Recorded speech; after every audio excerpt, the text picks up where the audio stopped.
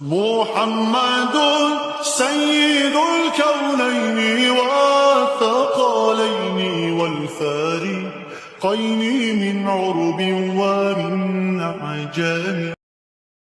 عزیزان گرامی وقار، ولادت باسعادت کے احوال ہمیں ذکر کرنے ہیں. رسول پاک صلی اللہ تعالی علیہ وسلم کی ولادت عام بچوں کی طرح ولادت نہیں. حضور اکرم صلی اللہ تعالی علیہ وسلم اس جہان عالم میں، اس فرش گیتی میں جو تشریف لائے ہیں وہ ایک الگ شان ہے. بڑی عظیم شان کے ساتھ آپ تشریف لائے. عام بچوں کی طرح نہیں، بلکہ عرب میں اس زمانے میں کیا کیا ہوا تھا، آس پڑوس میں کیا کیا ہوا تھا، سب مجھے بتانا ہوگا. اس لیے کہ رب تبارک و تعالیٰ جب کائنات کے سب سے افضل انسان کو بھیج رہا ہے تو کائنات میں تبدیلی تو ہونا ہی ہوگی ہی. اس لیے کہ برسوں جن نبیوں نے اس رسول کے آنے کی بشارتیں سنائی ہوں، وہ رسول جب آ رہا ہو کیا ہوا جانتے ہیں؟ جس رات حضرت عبداللہ سے یہ نور مصطفیٰ منتقل ہو کر بطن آمنہ میں آیا، اسی رات کو آوازیں آئیں. یہ روایات میں موجود ہے. امام زرقانی فرماتے ہیں مشرق کے جانوروں نے مغرب کے جانوروں کو اطلاع دی، مبارک ہو نور مصطفیٰ اب اپنی اصلی ماں کے پیٹ میں آ چکا ہے. رجب کے مہینے میں یہ حضور پاک صلی اللہ تعالی علیہ وسلم کا نور منتقل ہوا، اسی دن بشارتیں شروع ہو گئی. اب اس کو ارہاسات کہتے ہیں. حضور کی پیدائش سے پہلے جو عجیب و غریب حالات ہوئے، پورے عرب میں ہی نہیں بلکہ کائنات میں الگ الگ حالات ہونے لگ گئے. جانتے ہیں حضور کی ولادت سے صرف 55 دن پہلے اصحاب فیل کا واقعہ پیش آیا. ابرہہ بادشاہ ہاتھیوں کی فوج لے کر خانہ کعبہ کو ختم کرنے آیا تھا، ڈھانے آیا تھا. لیکن کیا ہوا؟ سورہ فیل میں پڑھو، الم تر کیف فعل ربک باصحاب الفیل. اس پورے سورہ میں اللہ نے فرمایا ابرہہ بادشاہ کی فوج کو اللہ نے ابابیل چڑیاں بھیج کر کنکریوں سے ہلاک کر دیا. پورے کے پورے تہس نہس ہو گئے. ابرہہ کی لاش نہیں ملی، سارے فوجی مر گئے، ہاتھی سکڑ گئے، ایسا ہو گئے تھے فجعلہم کعصف مأکول. ایسا اللہ نے ان کو ہلاک کیا تھا جیسے نوچ کھائی ہوئی مرغی، یعنی چھلی ہوئی مرغی جس طرح دکھے، اس طرح پوری فوج بن گئی تھی. سارے لوگ ہلاک ہو گئے تھے. یہ صرف حضور پاک صلی اللہ علیہ وسلم کی ولادت سے 55 دن پہلے کا واقعہ. اللہ نے خانہ کعبہ کی حفاظت فرمائی، اس لیے کہ مکہ مکرمہ میں رسول پاک کی جلوہ گری ہونے والی تھی. عرب میں حالات کیسے بدلے؟ موسم پورے سال کا بہت ہی خوشگوار. عرب پہلے قحط سالی سے جوجھ رہے ہوتے، زمینیں سوکھتی تھی، فصلیں نہیں آتی تھی. لیکن اس سال پورے عرب والے کہتے ہیں اتنی فصلیں آئی کہ ہم نے پوری زندگی میں نہیں دیکھی. موسم بہار، بارشیں، خوشگوار ہوائیں، اور پورے سال میں جو سب سے حسین مہینہ آتا ہے اس کو کہتے ہیں ربیع الاول. سب سے حسین مہینہ. اس کو ربیع کیوں کہا جاتا ہے؟ عرب والوں نے اس کا نام رکھا. ربیع کہتے ہیں بہار کو، جو گلابی موسم ہوتا ہے جس میں لوگوں کو اپنے سارے وسوسے، ٹینشن، فکریں ختم کرنے کا موقع ملے، سکون کی ہوائیں آتی، نہ زیادہ گرمی، نہ زیادہ ٹھنڈی، نہ بارش، جس کو آپ ساون کا مہینہ کہہ لیں. تو عرب میں جو پہلی بہار آتی تھی اس کو ربیع الاول کہا جاتا ہے. سب سے پر بہار موسم، اسی موسم میں میرے آقا دنیا میں تشریف لائے ہیں. ربیع الاول عرب والوں کے لیے مشہور تھا کہ اس میں بہار کا موسم ہوتا ہے. اب سنیے پورے حالات کیسے تبدیل تھے. بڑے بڑے واقعات ہوئے میرے آقا کے آنے سے پہلے. حضور پاک صلی اللہ تعالی علیہ وسلم کی ولادت سے پہلے کیا کیا واقعات ہوئے سنیں. رجب کے مہینے میں حمل قرار پایا. اس کے بعد حضرت بی بی آمنہ رضی اللہ تعالیٰ عنہ کے گھر چلتے ہیں، سنتے ہیں انہی کی زبان سے روایات. حضرت بی بی آمنہ بتائیں آپ کے شکم مبارک میں جب یہ نور مصطفیٰ آیا تو آپ کو کیسا لگنے لگا؟ حضرت آمنہ فرماتی ہیں میں نے اور عورتوں سے سنا تھا کہ حمل کے درد بہت ہوتے ہیں، لیکن جب میرا بیٹا میرے شکم میں آیا مجھے حمل کا کوئی درد نہیں تھا، کبھی کوئی تکلیف نہیں ہوئی، نہ پیر بوجھل، نہ قے آنا، نہ سر چکرانا. دنیا کی ہر ماں کو حمل کے آثار پیش آتے ہیں, یہ تکلیفیں اٹھاتی ہیں, مگر کائنات کی ایک ماں نے کوئی تکلیف نہیں اٹھائی. کیوں اٹھائے؟ اس لیے کہ وہ غموں سے آزاد کرنے والا رسول اس کے شکم پاک میں ہے. ہر درد سے, ہر بے کسی کی فریاد رسی کرنے والا رسول اس کے شکم پاک میں ہے. بی بی آمنہ رضی اللہ تعالیٰ عنہ کے زبان مبارک سے ہم روایات سنتے ہیں. اس سے پہلے مشہور محدثین نے جو روایات بیان کیے ہیں, فرماتے ہیں کہ ایران میں کسرا کی حکومت تھی. کسرا بادشاہ اتنا بڑا سپر پاور کہ اس نے ایک محل بنایا تھا جس کی حفاظت کے لیے 1,00,000 فوج ہوا کرتی تھی, اور اس کا دعویٰ تھا کہ اس قلعے کو, اس محل کو کوئی بھی ٹکر دے کر گرا نہیں سکتا. بعض تاریخی روایات کے مطابق جو آج مدین سلمان پاک, جو عراق میں ایک شہر کا نام ہے, آج بھی وہاں وہی قلعہ موجود ہے. ہم عراق جب زیارتوں کے لیے جاتے ہیں تو وہ بھی دیکھ کر آتے ہیں. کسرا کا محل اسے کہتے ہیں. آج اندازہ کرو 3,000 سال سے یا 2,000 سال سے وہ محل اسی طرح سلامت ہے. اس زمانے میں کتنا مضبوط رہا ہوگا, کتنا پاور اس کے اندر رہا ہوگا. مضبوط, ایک پلر بھی نہیں ہے, لیکن چھت آج بھی کھڑی ہے. وہ کسرا کا محل تھا.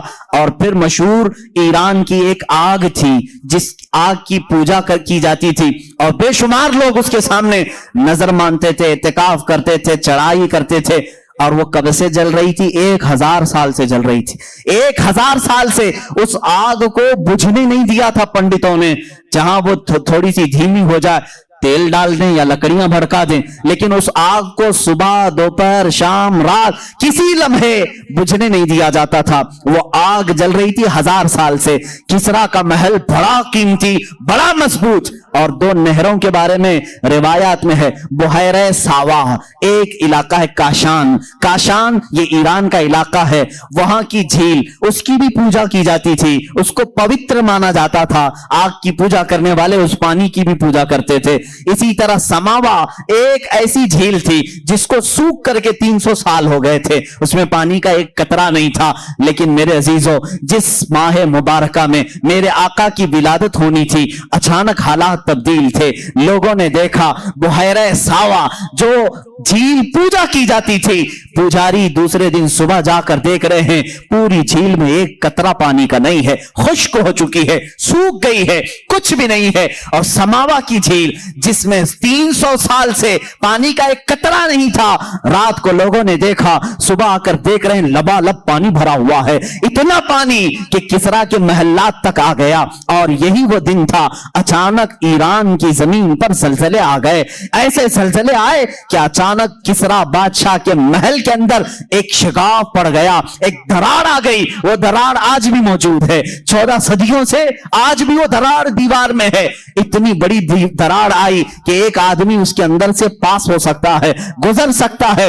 جس کا دعویٰ تھا اسے کوئی گرا نہیں سکتا. اچانک شگاف پڑ گیا, دیوار میں سوراخ پڑ گیا, اور جو کنگورے لٹکائے جاتے تھے وہ سونے کے کنگورے ہوتے محل کے اندر, وہ سارے کے سارے زمین پر نیچے گر چکے تھے, سب نیچے آ گئے تھے. اور جتنے بت تھے خانہ کعبہ کے اندر اور دیگر جگہوں پر دوسرے دن دیکھا گیا, سب کے سب اوندھے منہ گرے ہوئے تھے, سب نیچے فرش پر گرے ہوئے تھے. یہ الگ الگ حالات. آسمان میں الگ سی ایک بدلی چھائی ہوئی تھی جس میں ٹھنڈی آوازیں آ رہی تھی. اور الگ الگ عرب والوں نے اس زمانے میں اس سال کیا کیا سنا. عرب والے کہتے ہیں ہم نے جنگل کا سفر کیا, جانوروں کو فصیح عربی میں بولتے ہوئے سنا ہے. ایک دوسرے کو جانور مرحبا مرحبا کہہ رہے ہیں. ہم تعجب کرتے تھے آخر جانوروں کو بولی کیسے آئی ہے. یہ الگ الگ واقعات جو پیش آئے. اب سنو, کسرا کا بادشاہ زلزلے کی وجہ سے ڈر گیا, سہم گیا,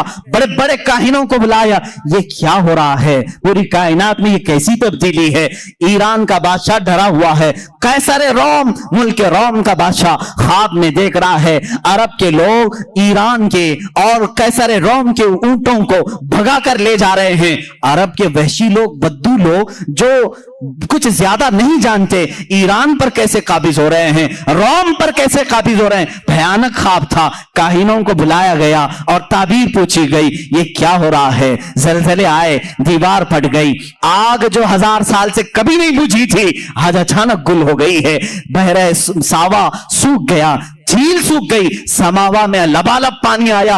ये अनहोनियां हमें नहीं समझ में आ रही। सारे काहिन बैठे, जितने उस जमाने के ज्योतिष रहे होंगे, नुजूमी रहे होंगे, सबों ने कैलकुलेशन किया और बादशाहों से कहा, ऐ बादशाह सलामत, हमने अपने हिसाब से देखा है और हमारी ताबीर जो निशाना बताती है वो वही है जिसको हम शेर में कहते हैं, आई नहीं हुकूमत, आई नहीं हुकूमत, सिक्का नया चलेगा। ताबीर एक ही लग रही है, बादशाह सलामत, तुम्हारे ख्वाब की भी ताबीर यही है। कंगोरे गिरे हैं, दीवार फटी है, झील सूखी है, आग बुझी है, सबकी ताबीर हमारे इल्म के मुताबिक तो यही लग रही है। अरब में आई नहीं हुकूमत, सिक्का नया चलेगा, आलम में रंग बदला, सुबह शबे विलादत। ये तो मैं शेर की जुबान में कह रहा हूं। उन नजूमियों ने कहा था बादशाह से, जरूर कायनात में कोई बच्चा पैदा हुआ है जिस बच्चे ने सारी सल्तनतों को हिलाना है। और बादशाहों को उसी दिन नजूमियों ने कहा था, आप खैर मनाओ, आप खैर मनाओ, तुम्हारी सल्तनतें जो 12 पुश्तों से चली हैं, ये 12 कंगोरे गिर गए। ये निशानी है कि अब तुम्हारी हुकूमतें लास्ट एंडिंग पर आ चुकी हैं, इख्तिताम पर आई हैं। बादशाह ने पूछा, क्या ये सुपर पावर खत्म हो जाएगा? जैसे अगर आज जाकर कोई अमेरिका से कहे कि तुम्हें एक छोटा मुल्क खत्म कर देगा, यहां बैठे हुए चंद मजमे आपको हिला देंगे, वो हंसेगा, बोलेगा, उनकी क्या ताकत है, हमारा इतना बड़ा निजाम है, क्या क्या हमने नहीं फैलाया है। किसरा ने भी यही कहा था, रोम के कैसर ने भी यही कहा था। हाँ, एक बच्चा पैदा हुआ, कहां पैदा हुआ? अरब में पैदा हुआ, बद्दुओं के यहां, जो अरबी लोग हैं, देहाती लोग हैं, और हम पावरफुल, उस जमाने के पॉश लोग, सबसे ज्यादा उनके पास माल, सबसे ज्यादा फौज, असलहे उनके पास। उन्होंने नजूमियों को कत्ल कर दिया, मार दिया। तुम लोग झूठी ताबीर बोलते हो। बादशाह की आदत यही है, उसकी तबीयत के मुताबिक तारीफ करो तो खुश होगा। उससे सिर्फ ये पूछो बादशाह से, आप आम कैसे खाते हैं, तो तारीफ करो, खुश होगा। हर बादशाह की आदत है। इंटरव्यू लो तो ये मत पूछो नोटबंदी क्यों किया था, मत पूछो, ये सब नहीं पूछना। जॉब कहां गई, वो मार डालेगा। तुम ताबीर, ज्योतिष भी सही नहीं हो, तुम ज्योतिष भी सही नहीं। हाँ, ज्योतिष ये कहे सारे भाग खुले हुए हैं आपके, सारा सीना चौड़ा हो गया है, देखिए उनको नवाजा जाएगा। किसरा और कैसर ने, ईरान की हुकूमत और रोम की हुकूमत ने भी बेचारे नजूमियों को मार डाला। उन्होंने क्या कहा था, एक बच्चा पैदा हुआ है, तुम्हारी सल्तनतें हिला देगा, तुम्हारी सल्तनतें हिला दे। हक को एक्सेप्ट करो, बात तुम्हें आज या कल माननी होगी। जो अल्लाह के फैसले हैं वो नाफिज होके रहेंगे। और रसूल के मुतालिक मेरे मौला ने फरमाया, हुवल्लज़ी अरसला रसूलहू बिलहुदा व दीनिल हक लियुज़हिरहू अलद्दीनि कुल्ली। अल्लाह फरमाता है, हमने वो रसूल भेजा है, रसूल को हिदायत के साथ भेजा है, यूं नहीं भेजा कि तुम नारे लगाते रहो। अल्लाह फरमाया लियुज़हिरहू अलद्दीनि कुल्ली। अल्लाह फरमा रहा है, सारी कायनात पर मेरे रसूल के दीन को गालिब करने के लिए भेजा। वो रसूल का दीन गालिब आएगा आज या कल, क्योंकि अल्लाह का फरमान झूठा नहीं। फ्रांस में भी इस्लाम आएगा, अमेरिका में भी इस्लाम आएगा, यूरोप में भी इस्लाम आएगा। हाँ, जहां जहां मुनकिरीन होंगे इस्लाम गालिब आएगा। तुम्हें बुरा लगता हो अगरचे, और अल्लाह ने फरमाया, आगे पूरी आयत पढ़ता हूं, लियुज़हिरहू अलद्दीनि कुल्ली वलौ करिहल मुशरिकून। अल्लाह फरमा रहा है, अल्लाह अपने रसूल के दीन को गालिब करेगा। हुजूर से पूछा गया, ये गालिब कब होगा? हुजूर ने फरमाया, मेरी औलाद में एक मेरा बेटा आएगा जिसका नाम मोहम्मद मेहदी होगा। इमाम मेहदी आएंगे और उस जमाने में पूरी कायनात में सिर्फ और सिर्फ इस्लाम होगा, सिर्फ इस्लाम होगा। और अल्लाह ने जो फरमाया वो भी सुन लें, बिल्कुल सच। वलो करिहल मुशरिकून, अगरचे काफिरों को ये बात नापसंद आएगी, हाँ नापसंद आएगी, उनको बुरा लगेगा। अभी अगर मैं कहूं आरएसएस वाले भी मुसलमान हो जाएंगे, बुरा लगेगा, तकलीफ होगी उनको। हो सकता है जिसको भी हम कहें उसे तकलीफ हो, लेकिन मेरे अजीजों, मैं कुरान पढ़ रहा हूं, कुरान ये कह रहा है अल्लाह अपने रसूल के दीन को गालिब करेगा। इस बात के कहने पर तुम मुझे मार डालोगे, कोई मसला नहीं। जिन्होंने अपने बादशाहों को ये बताया, पहले उनको मार दिया बादशाहों ने, लेकिन बाद में उनकी हुकूमतों ने देखा कैसर और किसरा भी गिरफ्तार होकर गुलामान रसूल के कदमों में आ गए थे।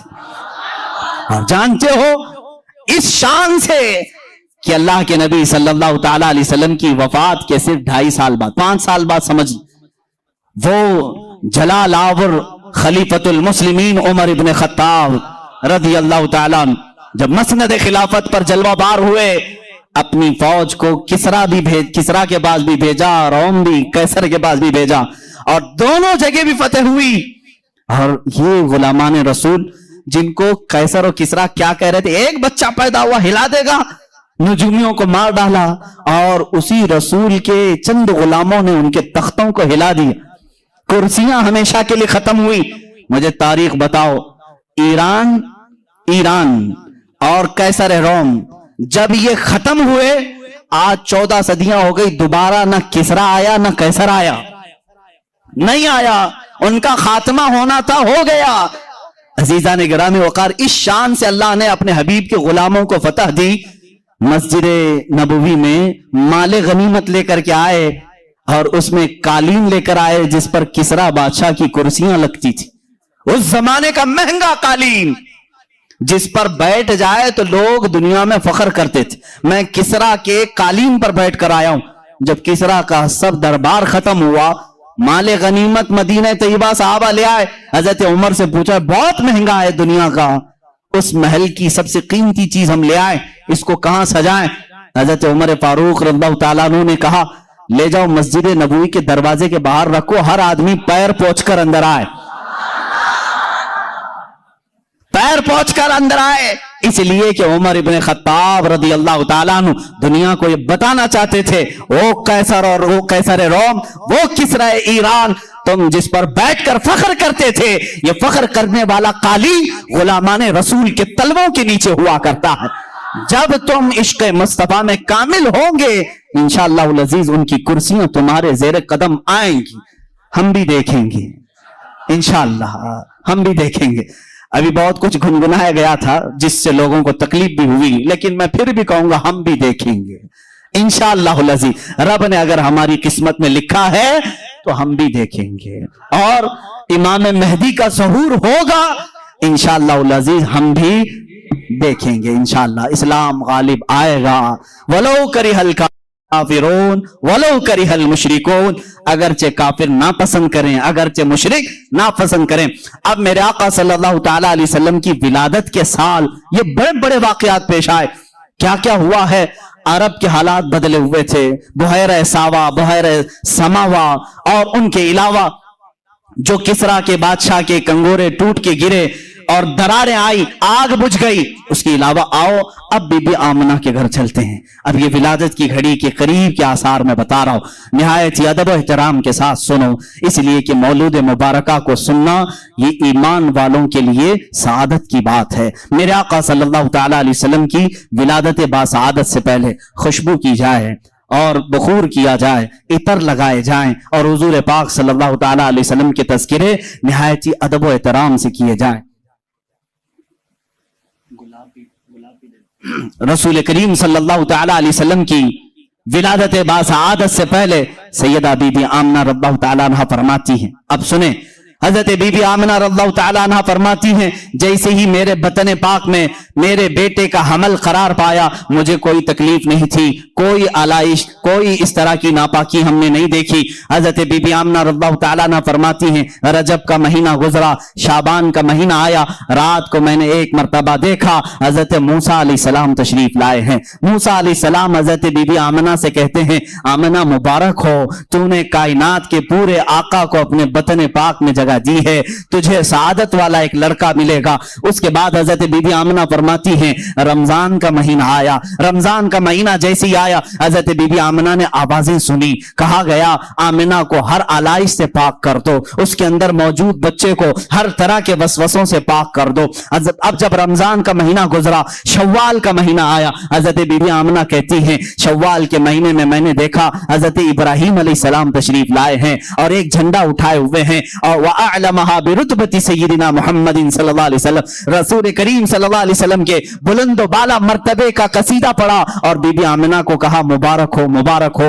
ये शव्वाल का महीना गया, जिलकादा का महीना आया। हजरत बीबी आमिना फरमाती हैं हर माह में मैं किसी नबी की जियारत करती और वह मुझे मुबारकबादी देते और मरहबा मरहबा कहते। जिलकादा गुजरा, जिलहज्जा आया, जिलहिज्जा गुजरा, मुहर्रम का महीना आया। इस हमले पाक को सफर के महीने में 8वां महीना लग चुका था। सफर का महीना ये बड़ा मुबारक महीना था। बीबी आमिना कहती हैं मेरे बतन पाक के 8 महीने के हमल में कभी मुझे बोझ नहीं महसूस हुआ, कभी तकलीफ नहीं हुई, कभी ऐसा उठाया नहीं। बीबी आमिना फरमाती हैं सफर के महीने में जो चीजें मैंने देखी वो बहुत अजीबो गरीब थी। यहां तक कि मैं रात के वक्त अगर घर के ऊपर नजर करती तो बदलियां मुझे नजर आती और उसमें बात करने की आवाजें सुनाई देती। एक दूसरे को कोई मुबारकबादी देता था, मुझे मालूम नहीं था वो कौन सी मखलूक है जो बात करती है। पूरे सफर के महीने में हजरत बीबी आमिना फरमाती हैं अजीबो गरीब बातें मैं आसमान पर होते हुए सुनती थी। कुर्बान जाओ मेरे असीसो, जिस माँ के पेट में हमारा आका जलवाबार है उस माँ की आंखें क्या क्या देख रही हैं। हजरत इब्राहिम को देख रही हैं, इस्माइल अलैहिस्सलाम को, मूसा अलैहिस्सलाम को और कायनात में होने वाले अजीबो गरीब लम्हात को देख रही हैं। अब सुनो, रबीउल अव्वल शरीफ का चांद जगमगाया, हिलाले रबीउल अव्वल आया। बीबी आमिना फरमाती हैं अचानक मुझे हुराने जन्नत के तराने सुनाई देने लगे। वो गुनगुनाती थी, रात भर मुझे मीठे मीठे तराने सुनाई देते। बीबी आमिना फरमाती है रबीउल अव्वल की पहली गुजरी, दूसरी गुजरी, तीसरी गुजरी, ये दिन गुजरते गए, नबियों की बशारतें आई, यहां तक कि रबीउल अव्वल की 10वीं तक मैंने देखा जिब्राइल अमीन तशरीफ लाए हैं और उन्होंने देखा, सारे मलाइका से कहा सफें बांध लो, अल्लाह का हबीब आने वाला है। अल्लाह अल्लाह। बीबी आमिना फरमाती है मैं ये 2 रोज कबल से देख रही थी हुराने जन्नत के तराने, यहां तक कि 11वीं शब आई, 11वीं रबीउल अव्वल आई, उस दिन भी मैंने अजीब और गरीब बातें सुनी, अजीब और गरीब रोशनियां देखी। 12वीं शब आई, कहती है बीबी आमिना रब्बाहु ताला अन्हा मेरी पेशानी से अचानक एक नूर चमका, मेरे घर की दीवारों पर रोशनी हुई, यहां तक कि सैयदा कायनात आमिना सलामुल्लाह अलैहा कहती है मैं मक्का में सोई हुई थी लेकिन बसरा के महल्लात को वहीं से देख रही थी, शाम के महल्लात को, मुल्के शाम के महल्लात को मैं उस नूर की रोशनी में देख रही थी। कुर्बान जाओ ऐ सुन्नियो, जिसके बतने पाक में हमारा आका है वो मक्का से बसरा तक देख सकती है, मक्का से शाम तक देख सकती है, तो वो रसूल क्या नहीं देख सकता? और कोई गैब क्या तुमसे नेहा हो भला, जब ना खुदा ही छुपा तुम पे करोड़ों दुरूद। बीबी आमिना फरमाती हैं 12वीं शब आई, मैंने देखा मेरी पेशानी से एक नूर जगमगाया, उससे बसरा के महल्लात रोशन हुए, मैंने शाम के महल्लात को देखा। अब यहां से मक्का से बसरा काफी 100 किलोमीटर है, शाम 1000 किलोमीटर से ज्यादा है, इतनी दूर तक बीबी आमिना देखती रही। रात के पहर गुजरते रहे, रात के लम्हात गुजरते रहे, वही रात है जिसमें हम और आप बैठे हुए हैं। ये 12वीं शब थी। बीबी आमिना की कैसी शब रही होगी अंदाजा तो करो।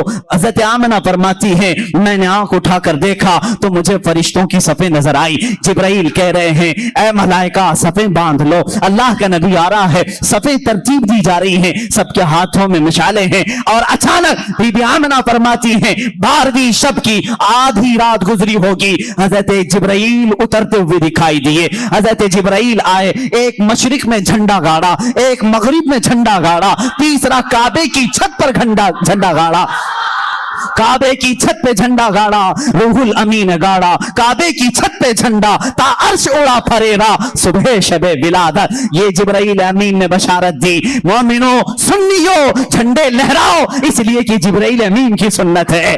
जिब्राइल अमीन ने 3 झंडे गाड़े, बामे काबा पर भी, मशरिक में भी, मगरिब में भी। मशरिक और मगरिब में क्यों गाड़ा? इसलिए कि बताने के लिए कायनात के इस आलम के आका की खुशियां मनाना मक्का वालों की ही सिर्फ खुश किस्मती नहीं, सिर्फ मदीने वालों के हिस्से में नहीं, मशरिक और मगरिब में बसने वाले सारी मखलूकात इन दो झंडों के बीच में रसूल की आमद की खुशियां मनाएगी। जिब्राइल अमीन खुशियां मना रहे हैं। बीबी आमना फरमाती हैं रात के आखिरी पहर थे, अचानक सुबह सादिक का वक्त तुलू हो रहा था। वही साअत, वही घड़ी जिसको इमाम आले सुन्नत ने कहा, जिस सुहानी घड़ी चमका तैबा का चाँद, उस दिल अफरोज साअत पे लाखों सलाम।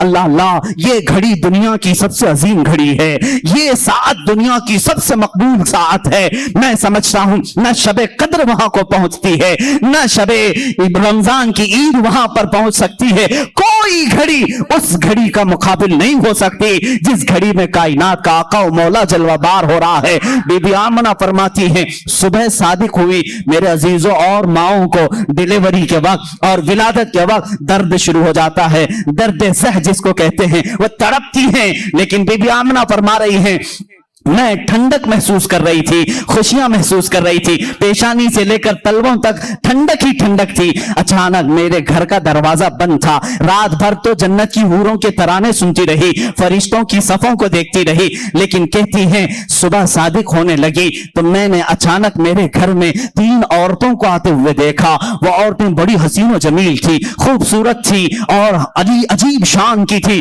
वो मेरे घर के अंदर आई, कोई मेरे दाएं खड़ी हो गई, एक बाएं खड़ी हो गई, एक सिराने के पास खड़ी हो गई। मैंने पूछा यह हज़रत आमिना फरमा रही है ऐ आने वाली खवातीन तुम कौन हो, इस तरह घर में कैसे आई हो? वो खवातीन कहती हैं ऐ आमिना न घबरा, हम तेरे आने वाले मौलूद की दाया बनकर आई हैं। हम कौन है तुझे बताती हैं। एक खातून ने कहा मेरा नाम सैयदा हव्वा है, मैं पूरी कायनात की माँ हूँ। दूसरी कहती है मेरा नाम सैयदा आसिया है जो जन्नत की पाकीज़ा खवातीन में से हो। तीसरी कहती है मेरा नाम सैयदा मरियम है जिसकी पाकी की कसम कुरान खाता है। ऐ मेरे अजीजों, ये 3 पाकीज़ा खवाती बीबी आमिना के सिराने खड़ी हैं, विलादत बासआदत के वक्त दाया बनकर के आई हैं। क्या शान है आका तुम्हारी, क्या शान है आका तुम्हारी। हाँ, दुनिया में किसी को यह सआदत नहीं मिली होगी जिसको किसी अजनबी ने न छुआ। वो बीबी मरियम मेरे रसूल की दाया बनकर आई हैं, बीबी आसिया दाया बनकर आई हैं। अचानक मेरे सैयदा कायनात आमिना सलामुल्लाह अलैहा फरमाती हैं इन दायाओं से बातचीत हो रही थी, सुबह सादिक की घड़ी आई। अल्लाह अल्लाह, वो नूर खुदा, वो रहमत आलम, वो रसूल पाक जिसको कायनात के आका और मौला होने का शरफ अल्लाह ने अता किया, वो इस दारे व इस दुनिया गीती में जलवाबार हुआ। मेरी आंखें थोड़ी देर के लिए बंद हुई, जब मैंने आंखें खोली हसीन गुलाब से ज्यादा चमकता हुआ चेहरा, वो नूर वाला तशरीफ ला चुका था, वो कायनात को जगमगाने वाला, वो आलम बाला का रसूल, वो आलम सुफला का रसूल, वो आलम जिन्नात का रसूल, वो आलम मलकूत का रसूल, वो आलम हैवानात का रसूल, वो 18,000 आलमों का रसूल बीबी आमिना के बतन पाक से जलवाबार हुआ। लेकिन किस शान से, अलग ऐसे आम बच्चों की तरह न समझो। बीबी आमिना फरमाती है मैंने नजर उठाकर देखा चांद से ज्यादा हसीन चेहरा है, न जिसमें पाक पर पेट की कोई गंदगी या आलाइश लगी हुई, कुछ नहीं, बल्कि वो नहा करके चमकते हुए बूंदों के साथ आया हुआ था। ऐसे तारे टपक रहे थे, तारों की तरह चेहरे पाक पर पानी के कतरे झिलमिला रहे थे। बीबी आमिना फरमाती हैं मैंने नजर किया हजरत आमिना वो जो तस्वीर खींची है, सदा कुर्बान जाओ मेरे अजीजों, कायनात के आका और मौला की तस्वीर, उनकी मां से ज्यादा हसीन कौन बता सकता है। हजरत आमिना कहती हैं मैंने अजीब और गरीब बात देखी, मेरा शहजादा जब जलवागर हुआ आम बच्चों की तरह रोते चिल्लाते नहीं आया, बल्कि सबसे पहले मैंने सुना उनकी जुबान पर था उम्मती उम्मती उम्मती उम्मती उम्मती उम्मती। उसके बाद मैंने उनको सजदे के आलम में देखा। कौन है वो बच्चा जो पैदाइश के दिन अपने मौला के हाथ सजदा रेज है, पेशानी जमीन पर है, कायनात के आका मौला एक दिन के हैं आज, लेकिन सजदे के आलम में है। حضرت آمنہ فرماتی ہیں جیسے ہی یہ تین دایاؤں نے اٹھایا، اللہ اللہ، بی بی آمنہ فرماتی ہیں خوشی سے میں جھوم گئی، نہ درد تھا نہ تکلیف تھی، لیکن اس حسین گلاب کو دیکھنے کے بعد روح میں اور ایک خوشی اور فرحت و انبساط آ گیا۔ اس کے بعد کہتی ہیں میں نے نظر کیا، ناف کٹی ہوئی تھی، جو وہ بچوں کی ناف ہوتی ہے، کاٹا جاتا ہے 6 دن کے بعد، آپ ناف بریدہ تھے، اور میں نے دیکھا رسول پاک صلی اللہ تعالی علیہ وسلم ختنہ شدہ پیدا ہوئے تھے، مختون تھے، اور میں نے دیکھا، بی بی آمنہ فرماتی ہیں رسول پاک کے چہرے کو آنکھوں میں سرما پہلے سے لگا ہوا تھا، مکحول مدہون مختون ملفوف بثوب من الصوف الابیض الین من الحریر، الین من الحریر ابیض من الصوف۔ حضرت آمنہ فرماتی ہیں اچانک میں نے دیکھا ایک نرم لیشمی کپڑے میں انہیں لپیٹا ہوا ہے، ان کی آنکھیں سرمے کی ہیں، ان کی ناف کٹی ہوئی ہے، مختون ہیں، اور میں نے جب اٹھانے کی کوشش کی مشک و عنبر سے زیادہ خوشبوئیں آ رہی تھی۔ ہمارے بچوں کو نہلایا جاتا ہے، صابن لگایا جائے، پاؤڈر لگایا جائے، بچوں کو خوشبو لگائی جائے تب مہکیں گے، لیکن کائنات کا آقا و مولا ماں کے پیٹ سے مہکتا ہوا آ رہا ہے۔ کیا مہکتے ہیں مہکنے والے، بو پہ چلتے ہیں بھٹکنے والے، ان کی مہک نے دل کے غنچے کھلا دیے، جس راہ چل دیے ہیں کوچے بسا دیے ہیں۔ عزیزان گرامی، ماں آمنہ سلام اللہ علیہا کہتی ہیں میری آنکھیں تھوڑی دیر کے لیے جھپکی تھی، میں نے دیکھا 3 اور لوگ میرے گھر میں آئے، 3 اور لوگ آئے، یہ فرشتے تھے، ان کے ایک کے ہاتھ میں تشت تھا، تشت زبرجد کا تھا، ایک میٹل ہے، خوبصورت میٹل جنتی تشت لے کر آیا ہے، دوسرے کے ہاتھ میں جگ ہے پانی کا، اور تیسرے کے ہاتھ میں لباس ہے، کپڑا ہے، یہ تینوں جنت سے آئے ہوئے ملائکہ ہیں۔ ایک نے اٹھایا اور اس تشت میں رکھا، دوسرے نے وہ پانی جو تھا نہایت ہی خوشبو بھرا اس تشت پر رکھا، اور تیسرے نے وہ ملائم ریشم والا لباس ان کے اوپر ڈال دیا۔ حضرت آمنہ کہتی ہیں اچانک یہ تینوں غائب ہو گئے، میرا بچہ بھی نہیں، نہ وہ 3 لوگ، کوئی نہیں دکھا۔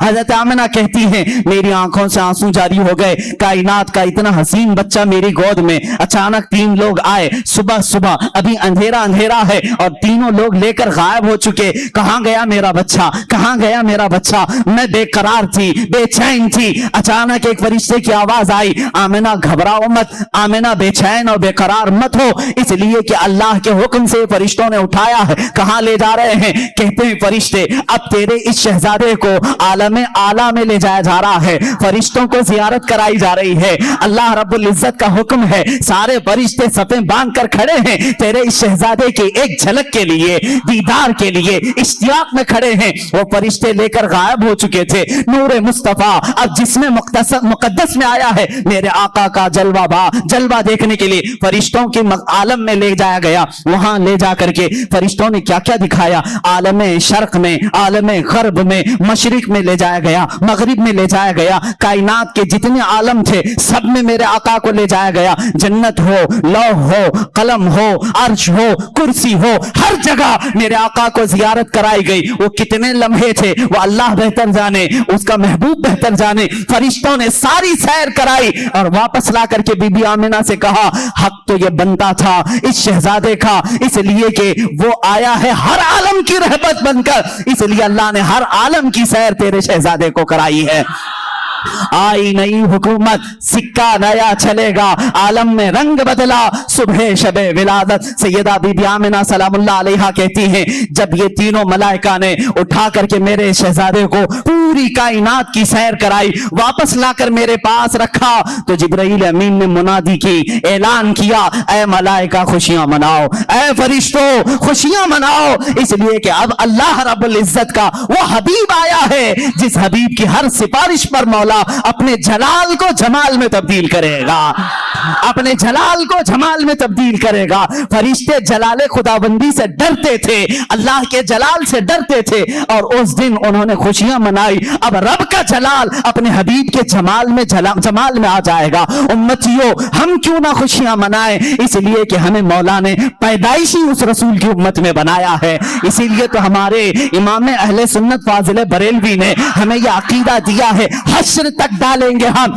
पैदाइशे मौला की धूप, मिसले फारस नजद के किले गिराते जाएंगे। सुनो बड़े ध्यान से कह रहा हूं, खाक हो जाए अदू जलकर मगर हम तो रजा, खाक हो जाए दुश्मन जलकर मगर हम तो रजा, दम में जब तक दम है जिक्र उनका सुनाते जाएंगे, दम में जब तक दम है जिक्र उनका सुनाते जाएंगे। बीबी आमिना सलामुल्लाह अलैहा ने ऐलान किया कि मेरे घर मौलूद मुबारक हो चुका है। हजरत अब्दुल मुत्तलिब खाने काबा के तवाफ में थे, दौड़ते हुए तशरीफ लाए और बीबी आमिना के घर में इस शहजादे मुबारका को उठाया, सीने से लगाया और सीधे खाने काबा के पास ले आए। जानते हो अब हमारे खड़े होने का वक्त आया है, इसलिए कि एक रिवायत यह है जिस दिन बीबी आमिना के घर में विलादत हुई, हजरत अब्दुल मुत्तलिब तवाफ कर रहे थे, किसका? खाने काबा का। ये सुबह सादिक की घड़ी है। कायनात में कोई मेरे मुस्तफा के मुतालिक सलाम करे न करे, सलाम के मुतालिक दलील पूछे न पूछे, ऐ सुन्नियों मैं तुम्हें बताऊं, उस दिन हजरत अब्दुल मुत्तलिब कहते हैं अभी मेरे तवाफ के फेरे मुकम्मल नहीं हुए थे, मैंने खाने काबा की छत पर देखा, वो आमिना की घर की तरफ झुका हुआ नजर आ रहा था, खाने काबा झुक चुका था बीबी आमिना के घर की तरफ। तो सुन्नियों खड़े हो जाओ, क्यों ना हम अपने दिल उस बारगाह मुस्तफा में झुका। अज़ीज़ान गिरामी वक़ार, खुद मेरे आका सल्लल्लाहु तआला अलैहि वसल्लम की हदीस है जिसको हदीस जाबिर कहते हैं। मुसन्नफ इब्न अब्दुल रज़ाक में यह हदीस पाई गई। हुजूर पाक सल्लल्लाहु तआला अलैहि वसल्लम ने हजरत जाबिर से कहा, ऐ जाबिर, सबसे पहले अल्लाह ने मखलूकात में तेरे नबी के नूर को पैदा किया। हुजूर ने फरमाया कि सबसे पहले अव्वलु मा खलक़ल्लाहु नूरी, अल्लाह ने सबसे पहले मेरे नूर को पैदा किया। वो रसूल का नूर कैसा था, क्या था, ये अल्लाह बेहतर जाने। हदीस पाक में ये मिलता है और मदारिजुन नबुवा में शेख अब्दुल हक मुहद्दिस देहलवी रहमतुल्लाह तआला अलैह इसकी 12 मंजिलें बताते हैं कि नूर मुस्तफा सल्लल्लाहु तआला अलैहि वसल्लम को कैसे पैदा किया गया। कुछ भी नहीं था, आदम थे ना हव्वा थी, ना कायनात की कोई चीज, ना जन्नत दोजख लौह कलम अर्श कुर्सी, कुछ नहीं, सिर्फ अल्लाह रब्बुल इज्जत। अल्लाह ताला फरमाता है कुन्तु कंज़न मख्फियन फअरदतु अन उअरफा फखलक़तुल खल्क़ औ कमा क़ाल रसूलुल्लाह सल्लल्लाहु अलैहि वसल्लम। यह हदीस कुदसी है, यानी अल्लाह खुद फरमा रहा है, रसूल की जुबान है। मेरे आका फरमाते हैं अल्लाह ने फरमाया कुन्तु कंज़न मख्फियन, मैं एक छुपा हुआ खजाना था। अल्लाह फरमा रहा है मैं एक छुपा हुआ खजाना था। फअरदतु अन उअरफ, तो मैंने ये इरादा किया कि मैं पहचाना जाऊं, मेरा तारुफ हो सबके सामने। फखलक़तुल खल्क़, फिर मैंने एक मखलूक पैदा किया। एक मखलूक, सबसे पहली मखलूक। अल खल्क़ से मुराद क्या है? वो नूर मुस्तफा है। मेरे आका सल्लल्लाहु तआला अलैहि वसल्लम के नूर को पैदा किया। अल्लाह रब्बुल इज्जत ने अपने हबीब के नूर को पैदा किया। उसके बाद हुआ ये कि ये नूर कहां था, क्या कर रहा था। 9 लाख साल पहले की बात, आदम अलैहिस्सलाम की विलादत से तकरीबन 9 लाख साल पहले और बाज रिवायत में 5 लाख साल पहले अल्लाह तबारक व तआला ने अपने हबीब के नूर को पैदा किया। अब ये नूर मुस्तफा सल्लल्लाहु तआला अलैहि वसल्लम आलम वहदानियत में अपने रब की मदह सराई करता रहा और ये नूर अपने रब की वहदानियत में रक्स करता। और उसके बाद 12,000 साल के बाद ये दूसरी मंजिल में आया। 12,000 साल के बाद तीसरी मंजिल में, यहां तक कि 12 मंजिलें ये इस नूर ने तय की। इसमें अलग अलग मंजिलें तय कराई गई। यानी अल्लाह रब्बुल इज्जत की वहदानियत का उसकी एक मंजिल थी और अल्लाह रब्बुल इज्जत के सिफात को पहचानने वाली एक मंजिल थी, मारिफत की एक मंजिल थी, हकीकत की एक मंजिल थी। इस तरह की 12 मंजिलें तय की गई। उसके बाद अब हदीस सुनो, अल्लाह के हबीब सल्लल्लाहु तआला अलैहि वसल्लम फरमाते हैं अल्लाह ने अपने नबी के नूर के 4 हिस्से किए। 4 हिस्से किए। अब ये 4 हिस्से जो हुए, एक हिस्से से अलग चीज बनाई गई, दूसरे हिस्से से अलग। जैसे हदीस में एक हिस्से से अल्लाह ताला ने जन्नत को पैदा किया, फिर अर्श को पैदा किया, फिर लौह को पैदा किया जिस पर सारे इंसानों की तकदीर लिखी गई, फिर कलम को पैदा किया, चौथा हिस्सा बाकी था, फिर उसमें 4 हिस्से किए गए। फिर उनमें से अल्लाह रब्बुल इज्जत ने एक हिस्से से सारे नबियों के नूर को पैदा किया, फिर मुत्तकीन को पैदा किया, मोमिनीन को पैदा किया। फिर जो बचा नूर का हिस्सा था, फिर उसमें 4 हिस्से किए गए।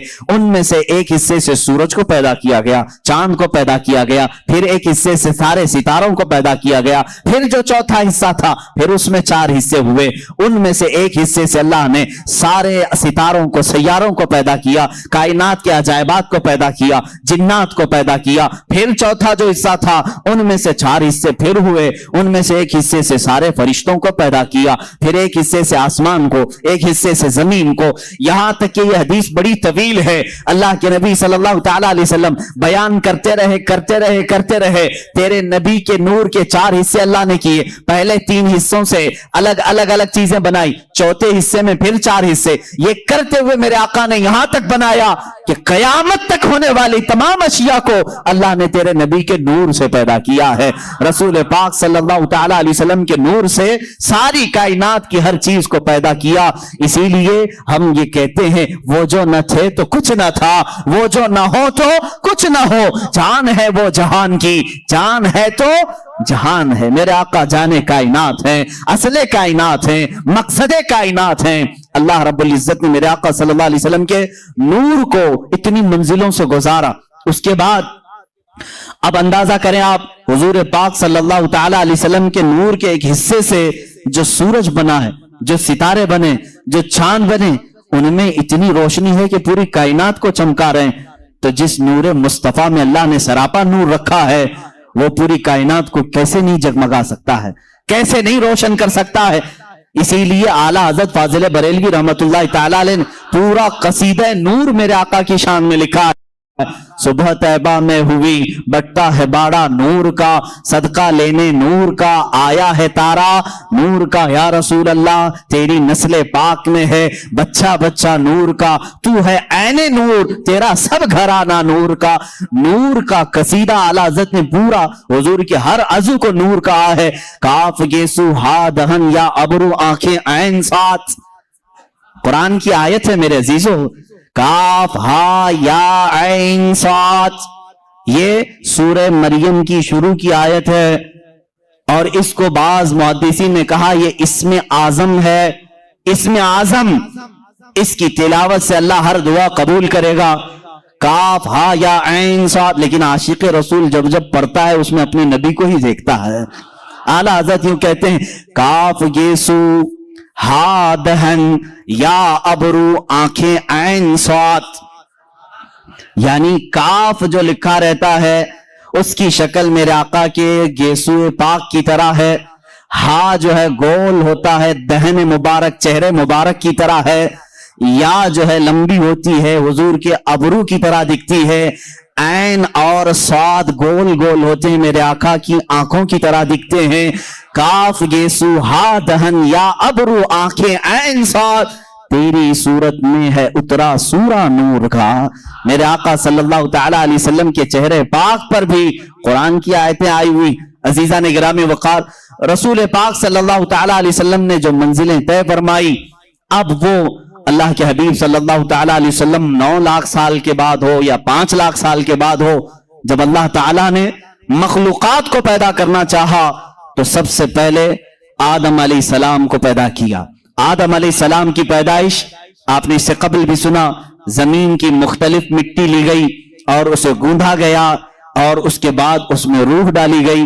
उनकी पेशानी में नूर मुस्तफा रखा गया। अब अल्लाह रब्बुल इज्जत के नूर की ये अमानत कहां मुंतकिल हुई? जबीन आदम में आई। बाज आशिकान रसूल तो ये भी कहते हैं अल्लाह ताला ने आदम अलैहिस्सलाम को जब पैदा किया और सारे फरिश्तों से कहा उसजुदू li आदम, आदम को सजदा करो, तो उनको जो सजदा करने का हुक्म दिया गया था असल वजह तो वो नूर मुस्तफा ही था। वो नूर मुस्तफा जो जबीन आदम में था, पेशानी आदम में जगमगा रहा था।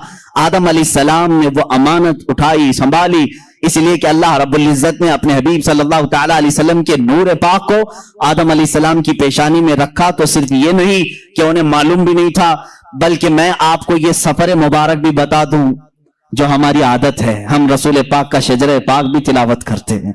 अल्लाह के हबीब सल्लल्लाहु तआला अलैहि वसल्लम के शजरे पाक की तासीर भी ये है, اللہ تعالیٰ اس کے ذریعے سے زبانوں میں سلاست عطا کرتا ہے، رزق میں برکت دیتا ہے، اس لیے کہ ہمارے آپ کے دوسروں کے نسب کا تو چھوڑو، کائنات کا جو سب سے افضل و اعلیٰ رسول ہے اس کے شجرہ نسب میں بڑی تاثیر ہے۔ میں آپ کو یہ بتاؤں، اس نور نے جو منزلیں طے کی، یہ نور مصطفیٰ صلی اللہ تعالیٰ علیہ وسلم 5 لاکھ سال یا 9 لاکھ سال اپنے رب ذوالجلال کے جلو میں رہا۔ اللہ نے اس کے بعد اسی نور کے حصوں سے جنت بھی بنائی، لوح بھی بنایا، عرش بھی بنایا، کرسی بھی بنایا، قلم بھی بنایا، ساری چیزیں بنائی۔ اسی کو تو اقبال نے کہا ہے، لوح بھی تو، قلم بھی تو، تیرا وجود الکتاب۔ یعنی حدیث میں ہے نا، بعض حدیثوں میں یہ ہے، حضور نے فرمایا سب سے پہلے اللہ نے لوح کو بنایا، تختی۔ ایک حدیث میں سب سے پہلے اللہ نے قلم کو پیدا کیا، پیدا کرنے والی چیزوں میں سب سے پہلے اللہ نے لوح کو بنایا۔ ایک حدیث میں ہے قلم کو بنایا، اور ایک حدیث میں الگ تو پوچھا گیا کس کو پہلے بنایا، اور ایک حدیث میں تو حضور فرما رہے میرے نور کو سب سے پہلے پیدا کیا۔ یہ 3 الگ الگ چیزیں ہوئی، تو پہلے ہے کون؟ لوح کو پہلے پیدا کیا کہ قلم کو پہلے پیدا کیا یا نور مصطفیٰ کو؟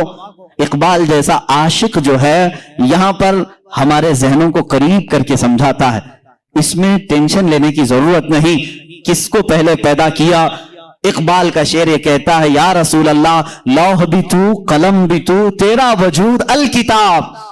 جس کو اللہ نے پہلے پیدا کیا وہ شکل تو آپ ہی کی تھی، لوح سے مراد آپ ہی ہیں، قلم سے مراد آپ ہی ہیں، کتاب سے مراد بھی آپ ہی ہیں۔ لوح بھی تو، قلم بھی تو، تیرا وجود الکتاب، گنبد آبگینہ رنگ تیرے وجود میں حباب۔ عزیزان گرامی وقار، رسول پاک صلی اللہ تعالیٰ علیہ وسلم کی یہ جو منزلیں ہیں، جبین آدم میں آئے، اب جب جنت سے اتر کر دنیا میں آئے، رسول پاک صلی اللہ تعالیٰ علیہ وسلم کا نور لے کر کے ہی دنیا میں آئے۔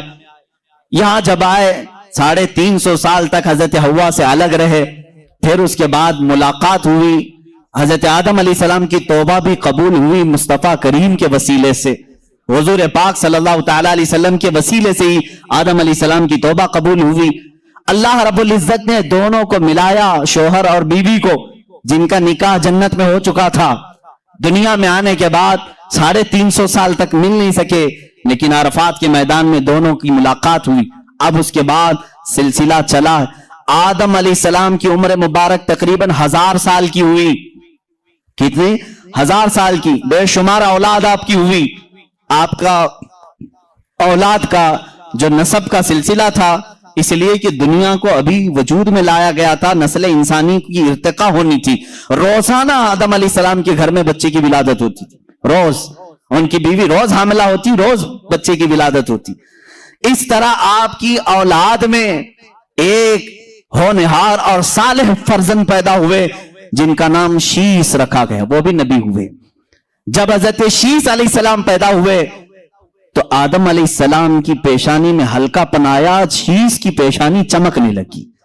حضرت آدم علیہ السلام سمجھ گئے نور مصطفیٰ منتقل ہو کر شیس کی پیشانی میں آ گیا ہے۔ حضرت شیس علیہ السلام کی جبین مبارک چمکتی تھی۔ میرے عزیزو، یہ چمک جو ہے حضور کے سارے آبا و اجداد میں پائی گئی، سارے حضور کے جتنے باپ آدم علیہ السلام تک آتے ہیں نسب میں، سب کی پیشانیاں چمکتی تھی۔ حضرت شیس علیہ السلام کو دیکھا آدم علیہ السلام نے، ان کی الگ سے تربیت کی، الگ سے ساری اولاد میں ان کو الگ مقام دیا، اور پھر یہ کہتے رہے حضرت شیس علیہ السلام کا جو نکاح ہوا اس زمانے کی حضرت آدم علیہ السلام کی بیٹیوں سے ہی ان کے نکاح ہوتے تھے، بھائی بہن کے نکاح ہوتے تھے، صرف ان کی شریعت میں، باقی کسی کی شریعت میں جائز نہیں، اس لیے کہ اس وقت انسان اتنے ہی تھے، ایک ہی باپ کی اولاد تھے۔ اپنی بیٹیوں میں جو سب سے پاکیزہ تھی آدم علیہ السلام نے ان کے ساتھ حضرت شیس کا نکاح کیا۔ شیس علیہ السلام کے نکاح کے بعد چند ہی دنوں کے بعد دیکھا گیا شیس علیہ السلام کی جبین مبارک سے وہ نور غائب نظر آ رہا ہے۔ انہوں نے بھی سمجھ لیا کہ یہ نور منتقل ہو چکا ہے حضرت شیس علیہ السلام سے، یہ نور مصطفیٰ صلی اللہ تعالی علیہ وسلم یانش میں آیا۔ یہ یانش حضرت شیس علیہ السلام کی اولاد میں سب سے بڑے تھے اور سب سے زیادہ پرہیزگار، اپنے باپ کے وفادار، اتنے اعلیٰ اخلاق تھے۔ ان کو دیکھ کر کے بھی شیس علیہ السلام نے تربیت کی، الگ سے ان کی تربیت کی اور بتایا کہ بیٹا تمہارے پاس اللہ نے ایک بہت بڑی امانت رکھی ہے، تم ادھر ادھر نظر نہیں کرو گے، تمہارا ہر عضو، تمہارا ہر لمحہ پاک ہونا چاہیے، اس لیے کہ تمہارے پاس اللہ کی بہت بڑی امانت۔ دیکھیں اس امانت کو ہر باپ نے محفوظ رکھا اور تربیت بھی ویسی کی۔ حضرت یانش کا جب نکاح ہوا، وہ بھی اپنے اشرف خاندان میں، اعلیٰ خاندان میں، جب ان کے گھر ان کی دلہن آئی، چند سالوں کے بعد حضرت یانش کی پیشانی مبارک سے بھی وہ نور غائب نظر آیا۔ انہوں نے محسوس کر لیا کہ نور منتقل ہو چکا ہے۔ یہ اس زمانے میں سب کو دکھتا بھی تھا، معلوم بھی ہوتا تھا۔ میاں سب کی پیشانیاں لوگ تو دیکھتے ہوں گے، لیکن ایک پیشانی اگر سورج سے زیادہ چمکنے لگے تو سب کو پتہ ہی چل جائے گا یہ کوئی عام انسان نہیں، اس کے پاس کوئی خصوصیت تو ہے۔ اور جس کے پاس یہ نور ہوتا تھا، ہر زمانے کی بات یہ ہے، اس شخص سے شادی کرنے کے لیے ہر عورت بےتاب رہتی تھی۔ ہر عورت جو اس زمانے کی مخصوص عورتیں ہوتی، وہ یہ نور کو دیکھتی اور پیغام نکاح بھیجتی، اور جس نصیب والی عورت کے حصے میں وہ آتا، وہ دلہن بن کر کیا تھی؟ حضرت یانش کے بعد ان کے بیٹے کینن تھے۔ کینن کی پیشانی پاک میں وہ نور مصطفیٰ منتقل ہوا۔ رسول پاک صلی اللہ تعالی علیہ وسلم کے نور کی یہ منزلیں ہیں جو سفر کر رہی ہیں۔ نور خدا چلتا ہوا آدم کی جبین میں، جبین آدم سے شیش کی جبین میں، جبین شیش سے یانش کی جبین میں، جبین یانش کی سے کینن کی جبین میں، اور یہاں کینن کی جبین سے پیشانی سے حضرت محلیل کی جبین پاک میں آیا۔ محلیل سے یرد میں، یرد سے ادریس میں، ادریس سے ادریس علیہ السلام کا نام متوشلخ بھی ہے، متوشلخ سے یہ نور مصطفیٰ صلی اللہ علیہ وسلم لامک میں آیا۔ لامک سے حضرت نوح علیہ السلام، جو حضرت نوح علیہ السلام اولاد آدم میں دوسرے رسول بھی ہیں۔ نوح علیہ السلام کی جبین مبارک خوب چمکتی رہی، اور پھر یہ نور محمدی صلی اللہ تعالی علیہ وسلم ان کے بیٹے سام میں آیا۔ سام سے یہ نور ارفخشد میں آیا، ارفخشد سے پھر شالخ میں آیا، شالخ سے پھر ایبر میں آیا، ایبر سے یہ نور فالخ میں آیا، فالخ سے یہ راؤ میں آیا، راؤ سے یہ صاروخ میں آیا، صاروخ سے یہ پھر ناحور میں آیا، ناحور سے پھر تارح میں، تارح سے پھر یہ جبین مصطفیٰ، نور مصطفیٰ سیدنا ابراہیم خلیل اللہ کی پیشانی میں آیا۔ ابراہیم خلیل اللہ علیہ الصلوۃ والتسلیم کی پیشانی مبارکہ خوب جگمگاتی رہی۔ آپ نے 2 شادیاں کی ہیں، سارہ سے بھی، ہاجرہ سے بھی۔ حضرت سارہ سے اسحاق علیہ السلام پیدا ہوئے، لیکن یہ نور منتقل نہیں تھا۔ ابراہیم علیہ السلام نے ہاجرہ سے نکاح کیا، سلام اللہ علیہا۔ حضرت ہاجرہ سے بیٹے پیدا ہوئے اسماعیل علیہ السلام، پھر یہ نور مصطفیٰ جبین اسماعیل میں آ گیا۔ اسماعیل علیہ السلام کا مشہور واقعہ تمہیں معلوم ہوگا، اللہ نے ابراہیم کو حکم دیا تھا جاؤ اپنے بیٹے کی قربانی کرو۔ حضرت ابراہیم علیہ السلام نے حکم خداوندی پر عمل کرنے کے لیے مینا کے مذبح خانے میں لائے، اور ہاتھ پیر باندھ کر کے کیا ان کی گردن پر چھری نہیں چلائی تھی؟ ہر بقرعید کو ہم یہ واقعہ سناتے ہیں، گردن پر چھری چلائی، نہ چلی۔ ابراہیم علیہ السلام نے پتھر پر چلائی، پتھر ٹکڑے ہو گیا، پھر گردن پر چلائی، نہیں چلی۔ عشاق مصطفیٰ کہتے ہیں کیسے چلے گی؟ جبین اسماعیل میں نور مصطفیٰ جگمگا رہا تھا۔ نور مصطفیٰ امانت کے طور پر اسماعیل علیہ السلام کی پیشانی میں ابھی موجود تھا، اسے کائنات میں فرش گیتی میں آنا تھا۔ اب سنو اور اس نور مصطفیٰ کی منزلیں، اس کا سفر اللہ رب العزت نے پاک اسلاب میں رکھا، پاک پشتوں میں رکھا، پاک ماؤں کے رحم میں رکھا۔ حضرت اسماعیل علیہ السلام سے پھر یہ نور مصطفیٰ صلی اللہ تعالی علیہ وسلم نابت میں آیا، نابت سے یشجب میں آیا، یشجب سے تیرح میں آیا، تیرح سے ناحور میں آیا، ناحور سے مقوم میں آیا، مقوم سے عدد میں آیا، عدد سے عدنان میں آیا، عدنان سے پھر معد میں آیا، معد سے نزار میں آیا۔ یہ سب میں میرے رسول پاک کے آبا و اجداد کے نام پڑھ رہا ہوں، ہر نام پر آپ رضی اللہ عنہ کہیں، علیہ السلام کہیں، اللہ ان پر سلامتی بھیجے۔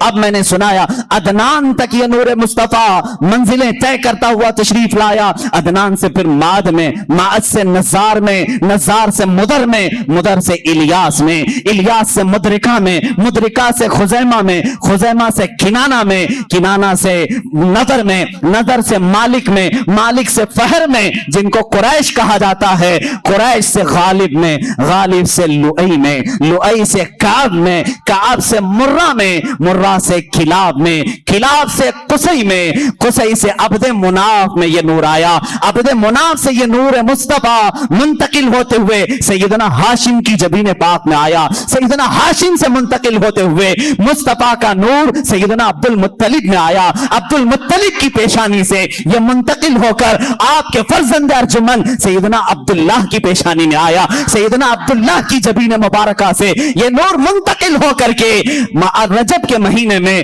बीबी आमिना के शिकमे मुबारका में आया, सैयदा बीबी आमिना के शिकमे मुबारका रजब के महीने में ये नूर मुस्तफा मुंतकिल हुआ। 9 माह उनकी मां को सादतें बख्शता रहा, 9 माह उनकी मां को उरूज बख्शता रहा, ना कोई दर्द, ना कोई कर्ब, ना कोई फिक्र। बीबी आमिना को हर तरह के दर्दों से आजादी थी, बल्कि उन्हें कभी बोझ भी महसूस नहीं हुआ। ये नूर मुस्तफा बीबी आमिना के बतन से 12 रबीउल अव्वल को इस फर्शे गीती पे जलवागार हुआ। आई नई हुकूमत, सिक्का नया चलेगा, आलम ने रंग बदला, सुबह शबे विलादत। मैं नूरे मुस्तफा सल्लल्लाहु तआला अलैहि वसल्लम की ये मंजिलें आपसे अर्ज कर रहा था कि आपका शजरे नसब बड़ी बरकतों वाला है, क्योंकि कुरान कह रहा है व तक़ल्लुबका फिस साजिदीन। ऐ रसूल, हमने आपके नूर को, आपके नुतफे को हमेशा सजदा करने वालों में रखा है, सजदा करने वालों में रसूल पाक के नूर को रखा गया। अब ये जालिम कहते हैं बीबी आमिना और हजरत अब्दुल्ला काफिर थे, मुआज़ल्लाह रब्बिल आलमीन। मेरे रसूल के बाप, मेरे रसूल की मां, उनके लिए ऐसे नाजेबा कलमात ना इस्तेमाल करो। ऐ मुसलमानों, अल्लाह के नबी सल्लल्लाहु तआला अलैहि वसल्लम के नसब पर अगर तुम एतराज करो, और एक एतराज करते हैं इब्राहिम अलैहिस्सलाम के बाप आजर थे, कुरान में आया है आजर इब्राहिम अलैहिस्सलाम के बाप का नाम नहीं, वो उनका चचा था जो काफिर था, बुत परस्त था। इब्राहिम अलैहिस्सलाम के वालिद का नाम तारुह था, जो किताबों में मौजूद है, सही किताबों में। आदम अलैहिस्सलाम से लेकर हजरत अब्दुल्लाह तक जितनी भी पुश्तें आई, जितनी भी पीढ़ियां आई, इनमें एक भी काफिर नहीं था, एक भी मुशरिक नहीं था। अपने अपने जमाने में या तो वो अपने नबियों के, अपने रसूलों के जमाने में उनके उम्मती बनकर मोमिन रहे, या अगर नबी का जमाना नहीं था तो जमाने फतरत में वो मुआहिद बनकर रहे, यानी एक खुदा की इबादत करते हुए। हजरत अब्दुल मुत्तलिब रज़ी अल्लाह ताला हुजूर के दादा, मुझे पूरी तारीख छान मार के बताओ, 360 बुत तो काबे के पास थे, क्या हजरत अब्दुल मुत्तलिब ने कभी किसी बुत की पूजा की है? मैं उनसे पूछता हूं जो रसूल पाक के वालिदैन को बुत परस्त या काफिर कहें, मैं उनसे पूछूं, अरे हजरत उस्मान के सीरत में यह मिलता है कि जिंदगी भर उन्होंने बुतों की परस्तिश नहीं की। हजरत अबू बकर की सीरत में मिलता है, यानी ईमान लाने से पहले भी उन्होंने कभी बुतों को सजदा नहीं किया था। जो नफ्स शरीफ थे पैदाइशी, वो बुतों की पूजा नहीं करते थे, आइडियल वर्शिप नहीं। आज भी जो सलीमुत्तबा लोग हैं वो आइडल वर्शिप, यानी बुतों की इबादत को वो नहीं तस्लीम करते। खुदा एक है जिसने सारी कायनात को पैदा किया, जिनको हमने अपने हाथों से पैदा किया, वो खुदा नहीं हो सकते, वो मखलूक है। तो क्या वो उसे चाहिए कि वो जिसको तुमने बुत बनाया है वो तुमको खुदा कहने लग जाए कि मुझे तो इसने बनाया है? उल्टा तुम कह रहे हो। बहरहाल हमारा खालिक सिर्फ अल्लाह है। अजीजा ने गिरामी, हुजूर सल्लल्लाहु तआला अलैहि वसल्लम के आबा व अजदाद में कोई मुशरिक और काफिर नहीं था। अब ये मसला मैंने आपको बताया। दोनों के मुतालिक, हजरत अब्दुल्ला और हजरत आमिना के मुतालिक थोड़ी सी और बातें मैं बता दूं, वो ईमान लाए थे कि नहीं। इस पर 3 जमातें उलमा की, इमाम जलालुद्दीन सुयूती रहमतुल्लाह तआला अलैह ने पूरी किताब लिखी है इस पर। हुजूर सल्लल्लाहु अलैहि वसल्लम के वालिदैन मोमिन थे और जन्नत में। उन्होंने साबित किया, 3 तरीकों से उलमा साबित करते हैं। पहला तरीका तो यह है कि इनकी वफात हुजूर के ऐलान नबुव्वत से पहले हो गई। हुजूर ने अपने नबी होने का ऐलान किया 40 साल की उम्र। हजरत आमिना की वफात हुजूर के 6 साल उम्र में ही हो गई। हजरत अब्दुल्ला जो हुजूर के वालिद हैं, हुजूर की पैदाइश से 6 महीने पहले इंतकाल कर चुके। तो जब हुजूर की नबुव्वत का ऐलान ही नहीं हुआ था, उससे पहले वो दोनों इंतकाल कर गए। तो इस जमाने में जितने लोग इंतकाल किए, अगर उन्होंने बुतों की पूजा नहीं की तो उनको भी मोमिन मुआहिद कहा जाता है। एक खुदा को मानते थे। हम अपने रसूल के बाप और मां को मुआहिद اور مومن تسلیم کرتے ہیں، اس لیے کہ وہ حضور کی اعلان نبوت سے پہلے آئے تھے اور انتقال کی۔ ایک طریقہ تو یہ ہے۔ دوسرا یہ ہے، حضرت امام جلال الدین سیوطی فرماتے ہیں آخری حج تھا میرے آقا صلی اللہ علیہ وسلم کا مقام جیرانہ کے بعد حجون، مقام حجون مکہ کا ایک علاقہ ہے، وہاں حضور غمگین تھے، آپ کے آنکھوں سے آنسو اتر رہے تھے۔ حضور پاک صلی اللہ تعالی علیہ وسلم نے اپنے رب سے یوں عرض کیا کہ اے مولا، میری ماں اور میرے باپ کس حال میں ہیں؟ اللہ رب العزت نے حضور صلی اللہ تعالی علیہ وسلم کی خواہش پر ان کی ماں اور ان کے باپ دونوں کو قبروں سے زندہ فرمایا۔ حضور صلی اللہ علیہ وسلم فرماتے ہیں میری ماں کو بھی میں نے دیکھا، میرے باپ کو بھی میں نے دیکھا، اور ان پر میں نے ایمان پیش کیا تو وہ ایمان بھی قبول کی، وہ ایمان لائے اور اللہ رب العزت نے ان کو واپس قبروں میں بھیجا۔ اب یہ عقلی طور پر محال بھی نہیں، ناممکن بھی نہیں، کیونکہ قرآن میں اس طرح کی بہت ساری باتیں آئیں۔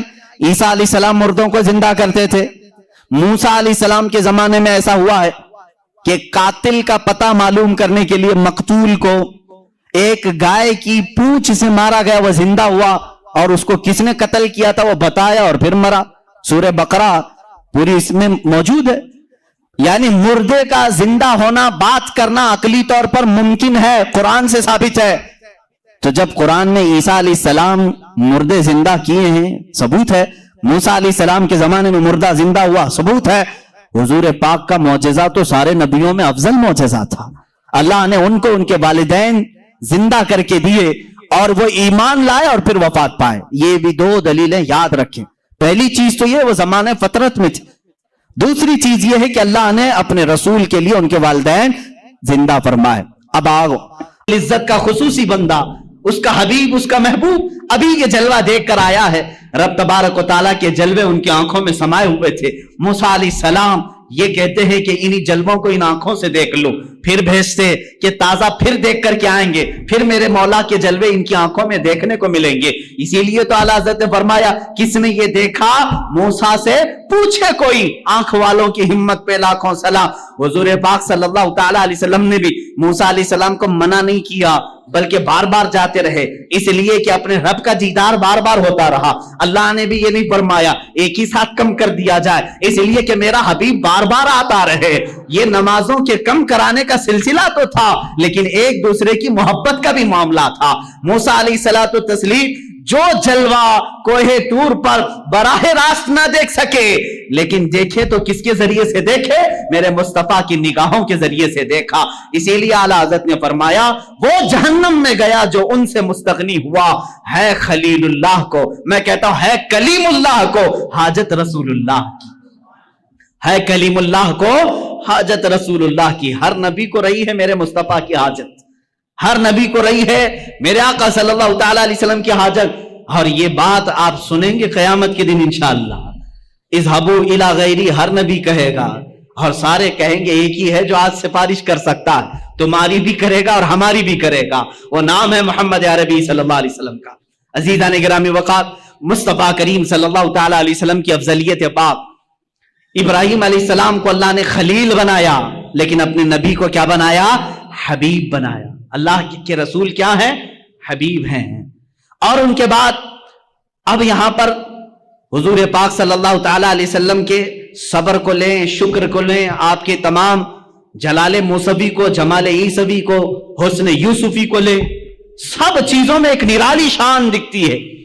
حسن کی بات آئی ہے تو عرض کروں، یوسف علیہ السلام کو حسن جو ہے معجزے میں ملا تھا۔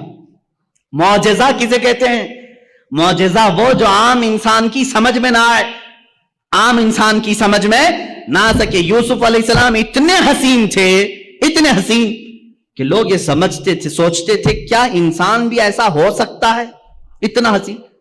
لوگ آج فلمیں بنا کر کے ان کا کیریکٹر دکھا رہے ہیں، تم کہاں سے یوسف کا ثانی لا سکو گے؟ نہیں پیدا کر سکو گے۔ بلکہ ان کے زمانے کے لوگ تو یہ کہتے تھے ہمیں تو یہ لگتا ہے فرشتہ ہے، بعض تو کہتے تھے کہ فرشتہ ہے، انسان ایسا کیسے ہو سکتا ہے؟ حسن جو ان کو ملا تھا، جمال، وہ معجزہ تھا، معجزہ تھا یوسف علیہ السلام کا حسن۔ اور بڑے واقعات ہیں قرآن پاک میں، پورا سورہ یوسف ہے۔ ان کے جمال پر کون کون فریفتہ نہیں تھا؟ ان کے جمال ہی نے، ان کے حسن ہی نے ان کو کنویں تک پہنچایا۔ कुएं से फिर जुलेखा के घर में पहुंचाया, बाजार मिस्र में, मिस्र के बाजार से जुलेखा के घर में, जुलेखा के घर से जेल में, जेल से फिर वजारत उज़्मा की कुर्सी में। यह हुस्न उनको इतनी मंजिलें तय कराता रहा, क्योंकि हुस्न जमाल उनका था, लेकिन हासिदीन बढ़ते गए। एक बात याद रखना, कोढ़ी से कोई हसद नहीं करता, कोढ़ी से कोई हसद नहीं करता, हुस्न वाले से ही हसद करता है। अगर तुम्हारा कोई हासिद है तो शुक्र करो अल्लाह की बारगाह में, कोई तो नेमत है मेरे अंदर इसलिए हसद कर रहा है। कोढ़ वाले से कौन हसद करेगा? जो खोड़ फुटका होता है उससे हसद नहीं किया जाता, हुस्न वाले से हसद होता है। जिसके पास कोई दौलत हो उससे हसद होता है। बहरहाल यूसुफ अलैहिस्सलाम इसके शिकार होते रहे, लेकिन उनके हुस्न के मुतालिक कुरान का मशहूर वाकया, जुलेखा बहुत फरेबता थी, वारफ्ता थी यूसुफ अलैहिस्सलाम पर। औरतें ताना देने लगी कि यूसुफ जवान है, जुलेखा शादीशुदा औरत है, शादीशुदा होने के बावजूद एक नौजवान के हुस्न के चक्कर में पड़ गई। इन तमाम तानों को सुन करके जुलेखा ने एक दावत की थी। दावत में शहर की अमीर औरतों को बुलाया था, सबके हाथों में एक लीमू और एक छुरी दी थी, कहा मैं जब कहूं तब ये काट देना। यूसुफ अलैहिस्सलाम को सजा संवार करके उसने उस कमरे में बुलाया।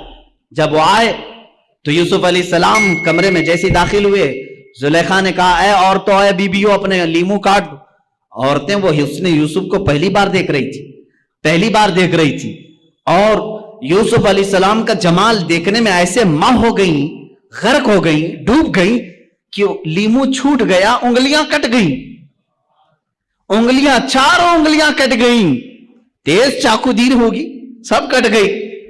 यूसुफ अलैहिस्सलाम जब चले गए तब उन्हें लगा अरे उंगलियां कट गई। मुझे बताओ, ये वाकया आपने सुना था ना? कुरान का वाकया है, सूरह यूसुफ 12वें पारे में ये मौजूद है, जाकर पढ़ लेना। ये हुस्न यूसुफ है। लेकिन आओ हुस्न मुस्तफा के दरबार में। मेरे आका सल्लल्लाहु ताला अलैहि वसल्लम का जमाल क्या था? मेरे आका सल्लल्लाहु ताला अलैहि वसल्लम के जमाल के मुतालिक खुद मेरे आका फरमाते हैं, इन अखी यूसुफ अस्बहु व अना मलीहुन। यूसुफ अलैहिस्सलाम निहायत ही गोरे रंग के थे। मेरे आका की जुबान से पहले सुनते हैं ना हुजूर का हुस्न कैसा है।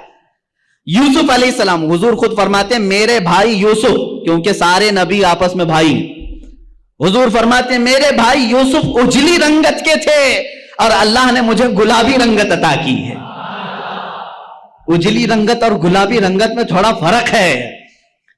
उजली रंगत जैसे जाहिर सी बात है, सूरज जब दोपहर के वक्त आ जाए हर कोई उस पर निगाहें टिकाकर नहीं रख सकता, देख नहीं सकता, है तो बहुत उजला, लेकिन देखने की ताब सबकी नहीं होती।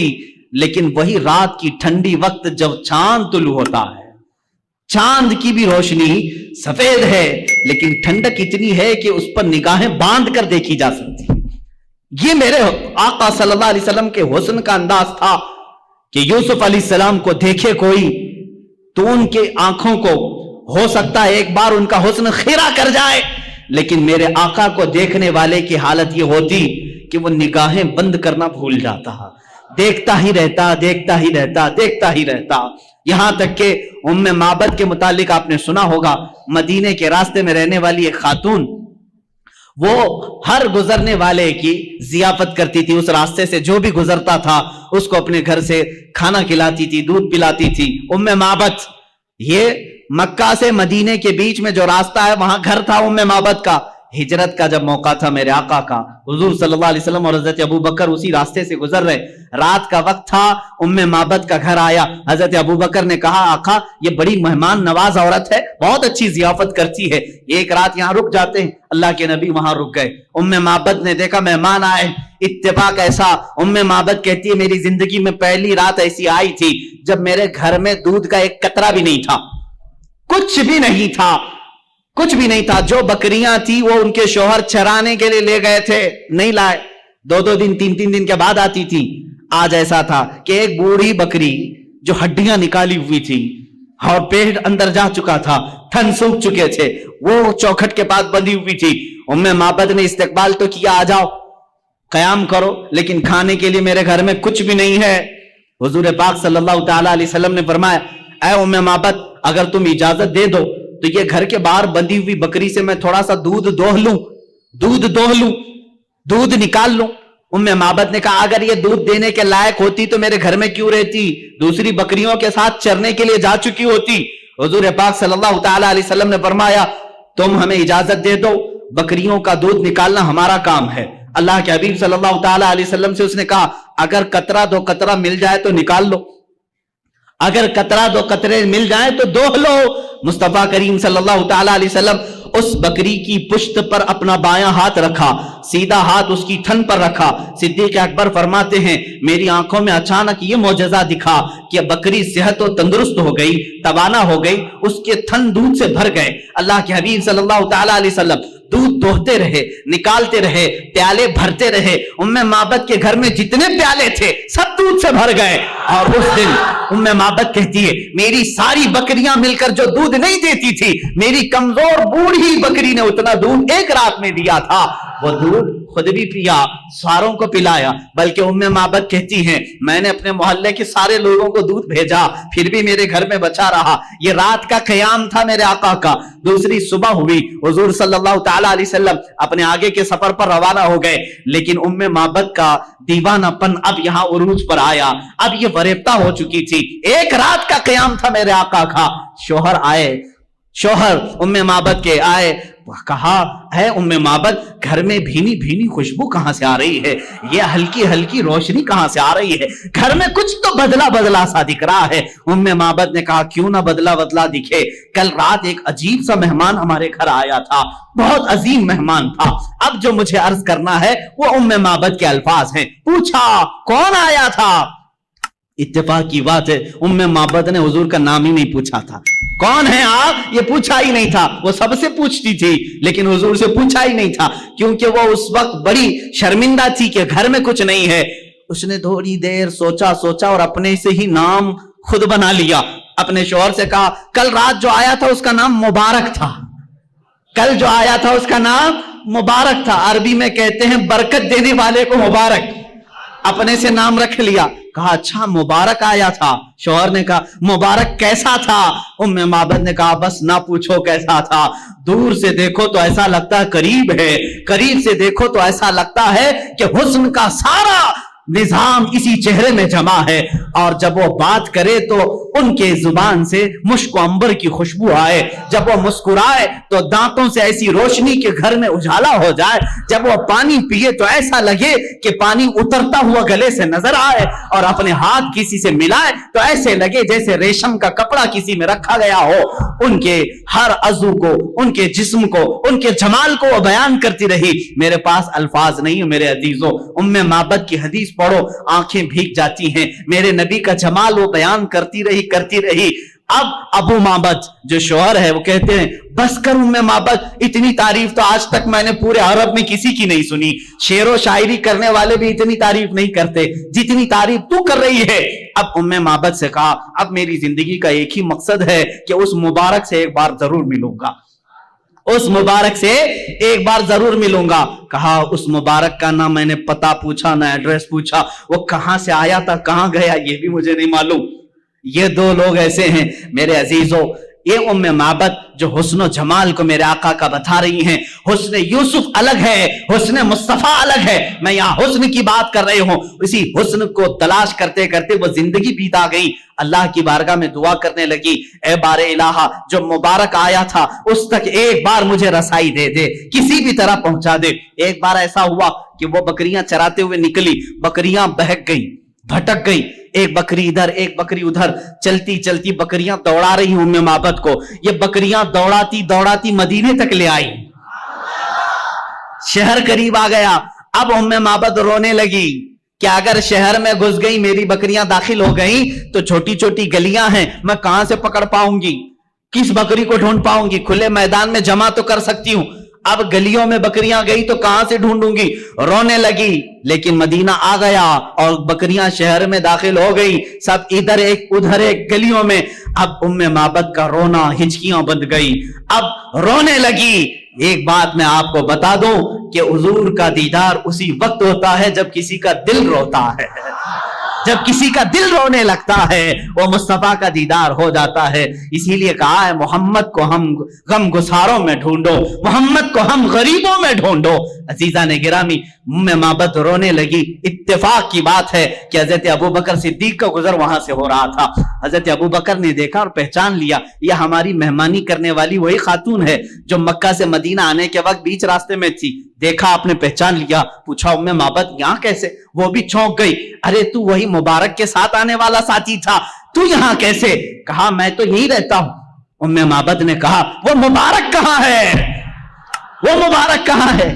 حضرت ابوبکر نے کہا کون مبارک, کون سے مبارک کی بات کر رہی؟ کہا وہی مبارک جو تیرے ساتھ آیا تھا, ایک رات میرے گھر قیام کیا, ایک رات میرے گھر قیام کیا تھا. صدیق اکبر مسکرائے, کہا اچھا تم نے ان کا نام مبارک رکھا, اللہ نے تو ان کا نام محمد رکھا ہے, وہ محمد ہیں.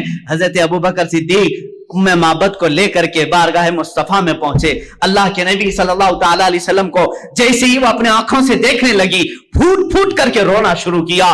کہا اے اللہ اب میری ساری بکریاں ختم ہو جائیں, اس لیے کہ میری زندگی کا مقصد مجھے مل گیا, اس چہرے پاک کو دیکھنا میرا مقصد تھا. اللہ کے نبی صلی اللہ تعالی علیہ وسلم نے بے حساب اس خاتون کو عطا کیا. جانتے ہو وہی بوڑھی بکری, وہی ہڈیاں نکالی ہوئی بکری جو دودھ دینے کے لائق نہیں تھی, موت کا انتظار کر رہی تھی, پورے زمانے مصطفیٰ میں پورے محلے کو دودھ دیتی تھی, زمانے ابوبکر صدیق میں دودھ دیتی رہی, زمانے عمر فاروق میں دودھ دیتی رہی, زمانے عثمان ابن عفان میں جا کر کے اس بکری کا انتقال ہوا. عزیزان گرامی, یہ تھی میرے مصطفیٰ کریم صلی اللہ تعالی علیہ وسلم کے حسن و جمال کی کیفیت کہ جو ایک بار دیکھ لے وہ زندگی پھر اسی حسن کی یاد میں گزارتے, اسی حسن کی یاد میں گزارتے. ارے یوسف علیہ السلام کے بھائیوں نے بھی حسن دیکھا تھا, لیکن دیکھا اس کے بعد لے جا کر کنویں میں ڈال دیا. زلیخا نے دیکھا لیکن اپنی شادی کرنے کا خیال کیا, جیل میں پہنچا دیا. بادشاہ نے دیکھا, وزیر بنا لیا, لیکن مصطفیٰ کریم صلی اللہ تعالی علیہ وسلم کا جس نے حسن دیکھا وہ حضور کو خریدنا نہیں چاہا, بلکہ جو دیکھا وہ اپنے آپ کو بیچ دیا. یہ صحابہ نے کیا ہے. یوسف علیہ السلام کا حسن دیکھ کر کے لوگ کیا کر رہے تھے؟ بولی لگا رہے تھے, یہ یوسف کو ہمیں خریدنا ہے, یہ حسین ہے, یہ جمیل ہے, بہت خوبصورت ہے. کوئی 100 اشرفیوں کی بولی لگا رہا ہے, کوئی 1000 کی بولی لگا رہا ہے, کوئی 10,000 کی بولی لگا رہا ہے. یوسف کو مجھے خریدنا ہے. خریدنے والوں کی دوڑ ہے مصر میں, لیکن یہاں مدینے کا بازار ہے, یہاں صدیق اکبر بھی مالدار ہے, عثمان ابن عفان بھی مالدار ہے, عبد الرحمن بن عوف بھی مالدار ہے. ایسا مالدار کہ اس زمانے کے کروڑ پتی نہیں, ارب پتی بھی ان کے مال تک نہیں پہنچتے, لیکن یہ مصطفیٰ کو خریدنے نہیں آئے بلکہ اپنے آپ کو اپنے مال سمیت مصطفیٰ کے بازار میں بیچنے کے لیے آئے ہیں. صدیق بھی کہتے ہیں آقا میرے ہر عضو پر, میرے ہر مال پر آپ کا اختیار ہے. عثمان بھی کہتے ہیں میرے ہر نفس پر آپ کا اختیار ہے. یہ صحابہ ہی کا تو نعرہ تھا, جب تک بکے نہ تھے تو کوئی پوچھتا نہ تھا. یا رسول اللہ تم نے خرید کر ہمیں انمول کر دیا. یہاں اپنے آپ کو بیچا جا رہا ہے, ارے وہاں نبی کو ہی خریدنے کی بات کی جا رہی ہے. ایک حسن خریدا جا رہا ہے اور ایک حسن پر اپنی جان فدا کی جا رہی ہے. اب یہاں پر اعلیٰ حضرت کا ہم کو سہارا لینا پڑتا ہے. امام اہل سنت, امام عشق و محبت اس کی ترجمانی کرتے ہیں. حسن یوسف پہ کٹی مصر میں انگشت زنا, اس کو سمجھنا پڑے گا, سمجھنا پڑے گا. اعلیٰ حضرت کے اشعار تھوڑی گاڑی اردو میں ہوتے ہیں, لیکن جب سمجھ جاؤ تو ایمان میں اضافہ بھی کرتے ہیں. حسن یوسف پہ کٹی مصر میں انگشت زنا, سر کٹاتے ہیں تیرے نام پہ مردان عرب. یا رسول اللہ اب یہاں پر میں بتاتا ہوں یوسف علیہ السلام کا حسن ہے, یوسف علیہ السلام کا حسن ہے. نمبر 1 حسن یوسف, اس پر کیا ہوا؟ کٹ گئی. عورتوں نے جان بوجھ کر کے کاٹا, کیا جان بوجھ کر کاٹا؟ واقعہ میں نے سنایا. زلیخا نے بلایا, اچانک کہا کہ لیمو کاٹو, عورتوں کے ہاتھ سے لیمو گر گیا اور کٹا کیا؟ اب اس کو مجھے بتائیں, عورتوں نے کاٹا یا خود کٹی؟ کٹ گئی. ارے میاں جان بوجھ کر کے کاٹنا الگ بات ہوتی ہے, اس کے لیے ہمت کی بات ہے, جگرے کی ضرورت ہوتی ہے. ہاں انجانے میں کٹ جائے الگ معاملہ ہے. حسن یوسف کو دیکھتی رہی اور کٹ گئی ان کی انگلیاں. لیکن کس کی انگلیاں کٹی؟ عورتوں کی. کہاں کی عورتیں؟ مصر کی عورتیں. عورتوں کی بھی کیا کٹی؟ انگلیاں. 5 چیزیں اعلیٰ حضرت نے ایک مصرے میں بیان کی. पहला वाला जो मिसरा है, कहते हैं हुस्न यूसुफ पे कटी मिस्र में अंगुश्त ज़ना। 5 चीजों को तवज्जो दो, किस पर कटी? हुस्न यूसुफ पे, यूसुफ अलैहिस्सलाम के हुस्न पर। औरतों ने, मर्दों ने नहीं, औरतों ने। कहां की औरतें? मिस्र की औरतें। क्या काटी? उंगलियां काटी, यानी खुद काटी नहीं, कट गई। अब इसके बदले में जब मेरे आका की बारगाह आती है, इमाम अहले सुन्नत फरमाते हैं, या रसूल अल्लाह, अब यहां पर मिस्र की औरतें नहीं, मर्दान अरब, जो अरब पूरी दुनिया में मरकजियत रखता है, वहां के अरब जंगजू और बहादुर माने जाते हैं। यहां के अरब, या रसूल अल्लाह, अब मर्दाने अरब, जनाने मिस्र नहीं, मिस्र की औरतें नहीं, या रसूल अल्लाह, यहां अरब के मर्द और वहां हुस्न पर काटती हैं, हुस्न पर काटती हैं। आका यहां तो सिर्फ नाम पर काटती हैं, यहां सिर्फ नाम पर काटते हैं, औरतें नहीं, मर्द। और फिर क्या?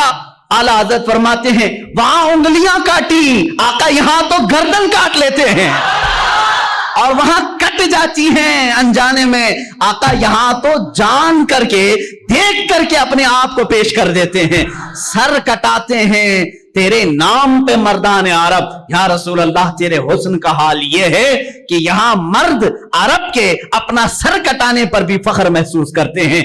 हक तो यह है कि फिर वो कहते हैं, जान दी हुई उसी की थी। हक तो यह है कि हक अदा ना हुआ। ये सहाबा वही है जो सूली पर चढ़ाए जाते थे, उनकी उंगलियां काटी जा रही, होंठ काटे जा रहे हैं, आंखों में सलाइयां फेरी जा रही, कान काटे जा रहे हैं और हाथों पैरों का मुसला किया जा रहा है। तब भी वो सहाबा क्या कहते हैं? रसूल पाक सामने नहीं है, हुस्न को दिखाया नहीं जा रहा है कि देखें तो उंगलियां कट जाएं पता ना चले, होंठ कट जाए पता ना चले, आंखों में सलाइयां फिर जाए पता ना चले। नहीं, मेरे आका मदीने में हैं, सहाबी रसूल बांधे गए मक्का में, सिर्फ नामे मुस्तफा पर सूली पर चढ़ गए, होंठ कट गए, आंखों में सलाइयां फिर गई, उंगलियां कट गई, नाखून पकड़ से खींचे गए, फिर भी ये कहते हैं। मक्का वालों ने कहा, ऐ खुबैब, ऐ खब्बाब, क्या अच्छा होता तुम्हारी जगह तुम्हारा रसूल होता। जलाल आया, कहा उसी वक्त, जो जान मांगो तो जान दे दे, जो माल मांगो तो माल दे दे, मगर ये हमसे कभी ना होगा, नबी का जाहो जलाल दे दे। ये सहाबा का नारा था। कहते हैं, तुम कहते हो मेरी जगह नबी होते तो अच्छा होता। सुन ए नादान, मैं रसूल पाक, मैं अपने जिस्म के टुकड़े टुकड़े हो जाएं गवारा करूंगा, लेकिन मेरे मुस्तफा के तलवे नाज पर कांटा भी छुपे मैं गवारा नहीं करता। ये हुस्न मुस्तफा की बात है। रसूल करीम सल्लल्लाहु तआला अलैहि वसल्लम का हुस्न वो है मेरे अजीजों। हुस्न यूसुफ पे कटी मिस्र में अंगुश्त ज़ना, सर कटाते हैं तेरे नाम पे मर्दान अरब। इस हुस्न का हाल ही अलग है, उस हुस्न की बात ही अलग है। मेरे आका का हुस्न वो था कि सहाबा फरमाते हैं कि जैसे गुलशन में गुलाब है, जैसे गुलशन में गुलाब है, मगर आला हज़रत फरमाते हैं, दुनिया सारी देखती है बागीचे में गुलाब खिला है ना, बागीचे में गुलाब खिला है। एक गुलशन, गुलशन किसको कहते हैं? बागीचे को। बागीचे में मोगरा भी है, चंपा भी है, और गुलाब भी है, चमेली भी है, लेकिन जब गुलशन में गुलाब खिलता है सबसे हसीन लगता है।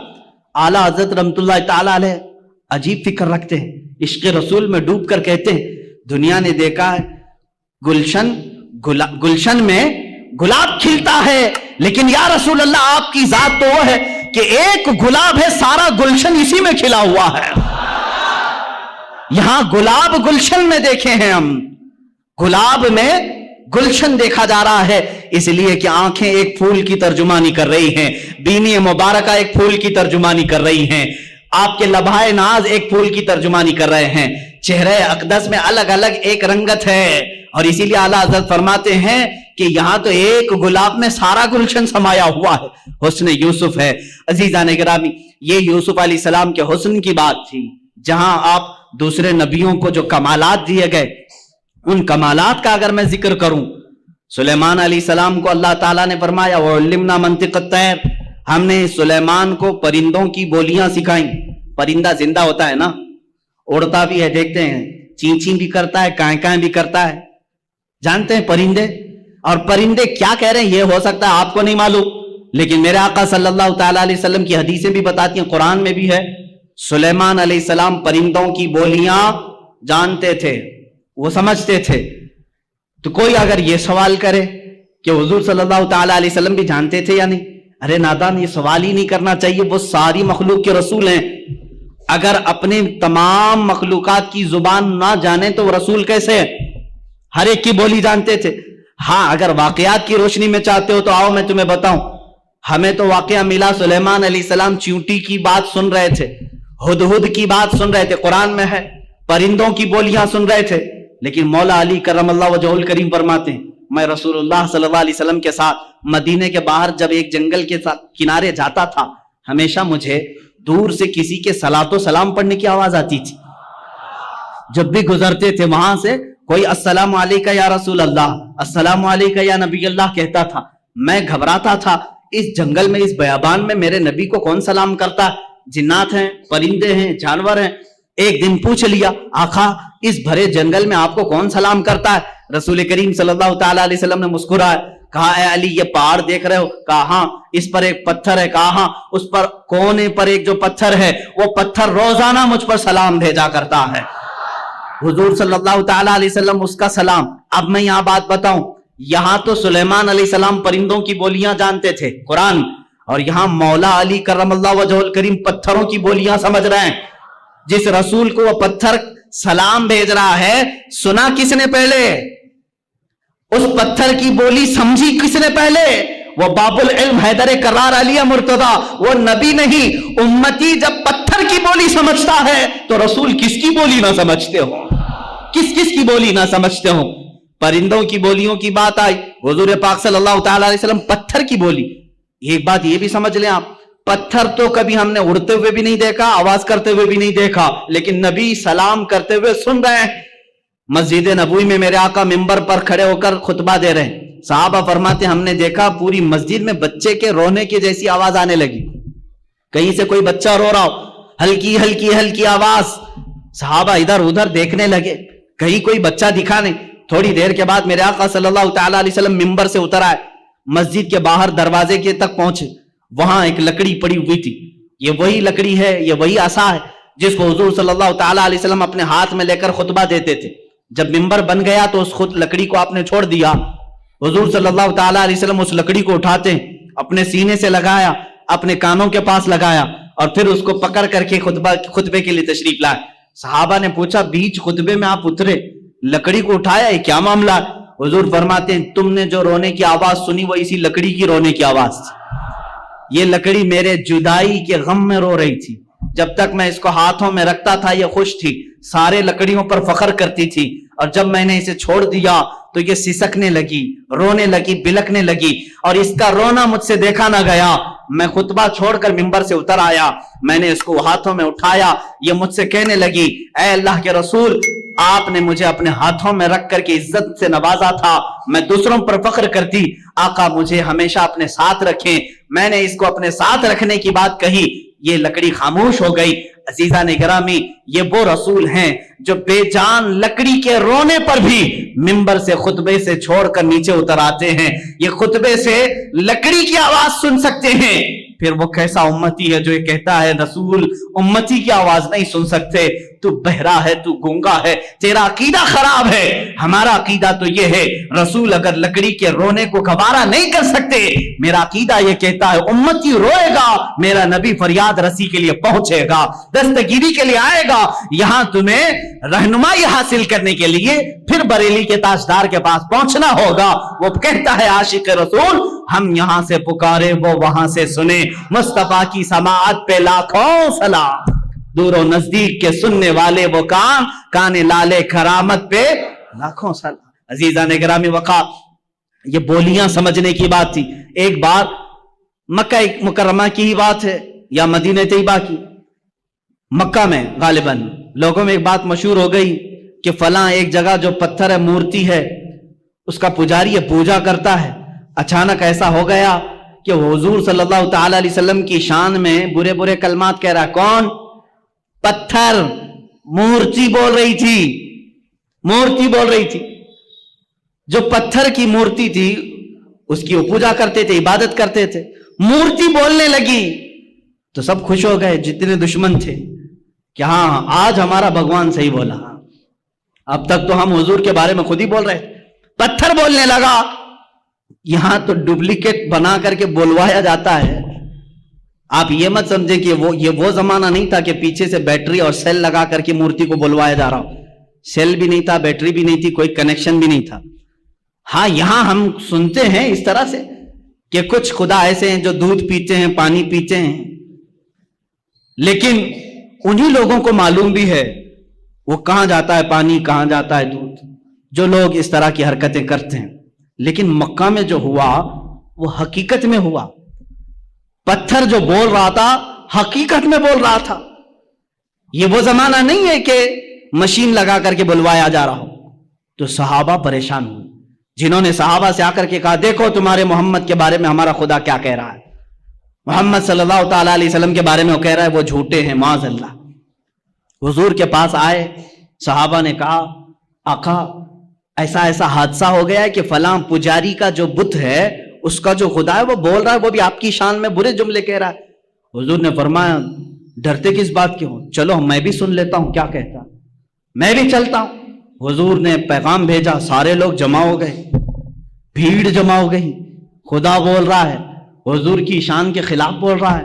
ان کے لیے تو بڑی دلیل تھی, بڑی دلیل تھی. حضور صلی اللہ تعالیٰ علیہ وسلم نے یہ پوچھ لیا ان سے کہ تمہارا جو خدا بولتا ہے وہ سچ بولتا ہے؟ سبوں نے کہا بالکل سچ بولتا ہے, 100% سچ بولتا ہے. حضور نے یہ اقرار کروایا سچ بول رہا ہے, کہا بالکل سچ بول رہا ہے. اس وقت کیوں کہہ رہے تھے وہ؟ اس لیے کہ حضور کے خلاف بول رہا تھا. سارے صحابہ کو حضور لیے اور اس بت کے پاس گئے. جب پہنچے تو بڑی بھیڑ تھی, بھیڑ ہٹائی گئی. جب میرے آقا سامنے آئے تو بت چپ ہو گیا, کچھ بھی نہیں بول رہا ہے, کچھ بھی نہیں بول رہا ہے, اس کی زبان سے کوئی لفظ نہیں آ رہا ہے. حضور نے فرمایا بہت شور تھا, بہت افواہ تھی کہ بولتا ہے بولتا ہے, کچھ بھی نہیں بول رہا ہے. کہاں بول رہا ہے؟ کہا صبح سے بول رہا تھا, پتہ نہیں ابھی کیوں خاموش ہو گیا. اب پجاری ہون کرنے لگ گیا, اس کو راضی کرنے کے لیے اب چڑھائی شروع ہو گئی.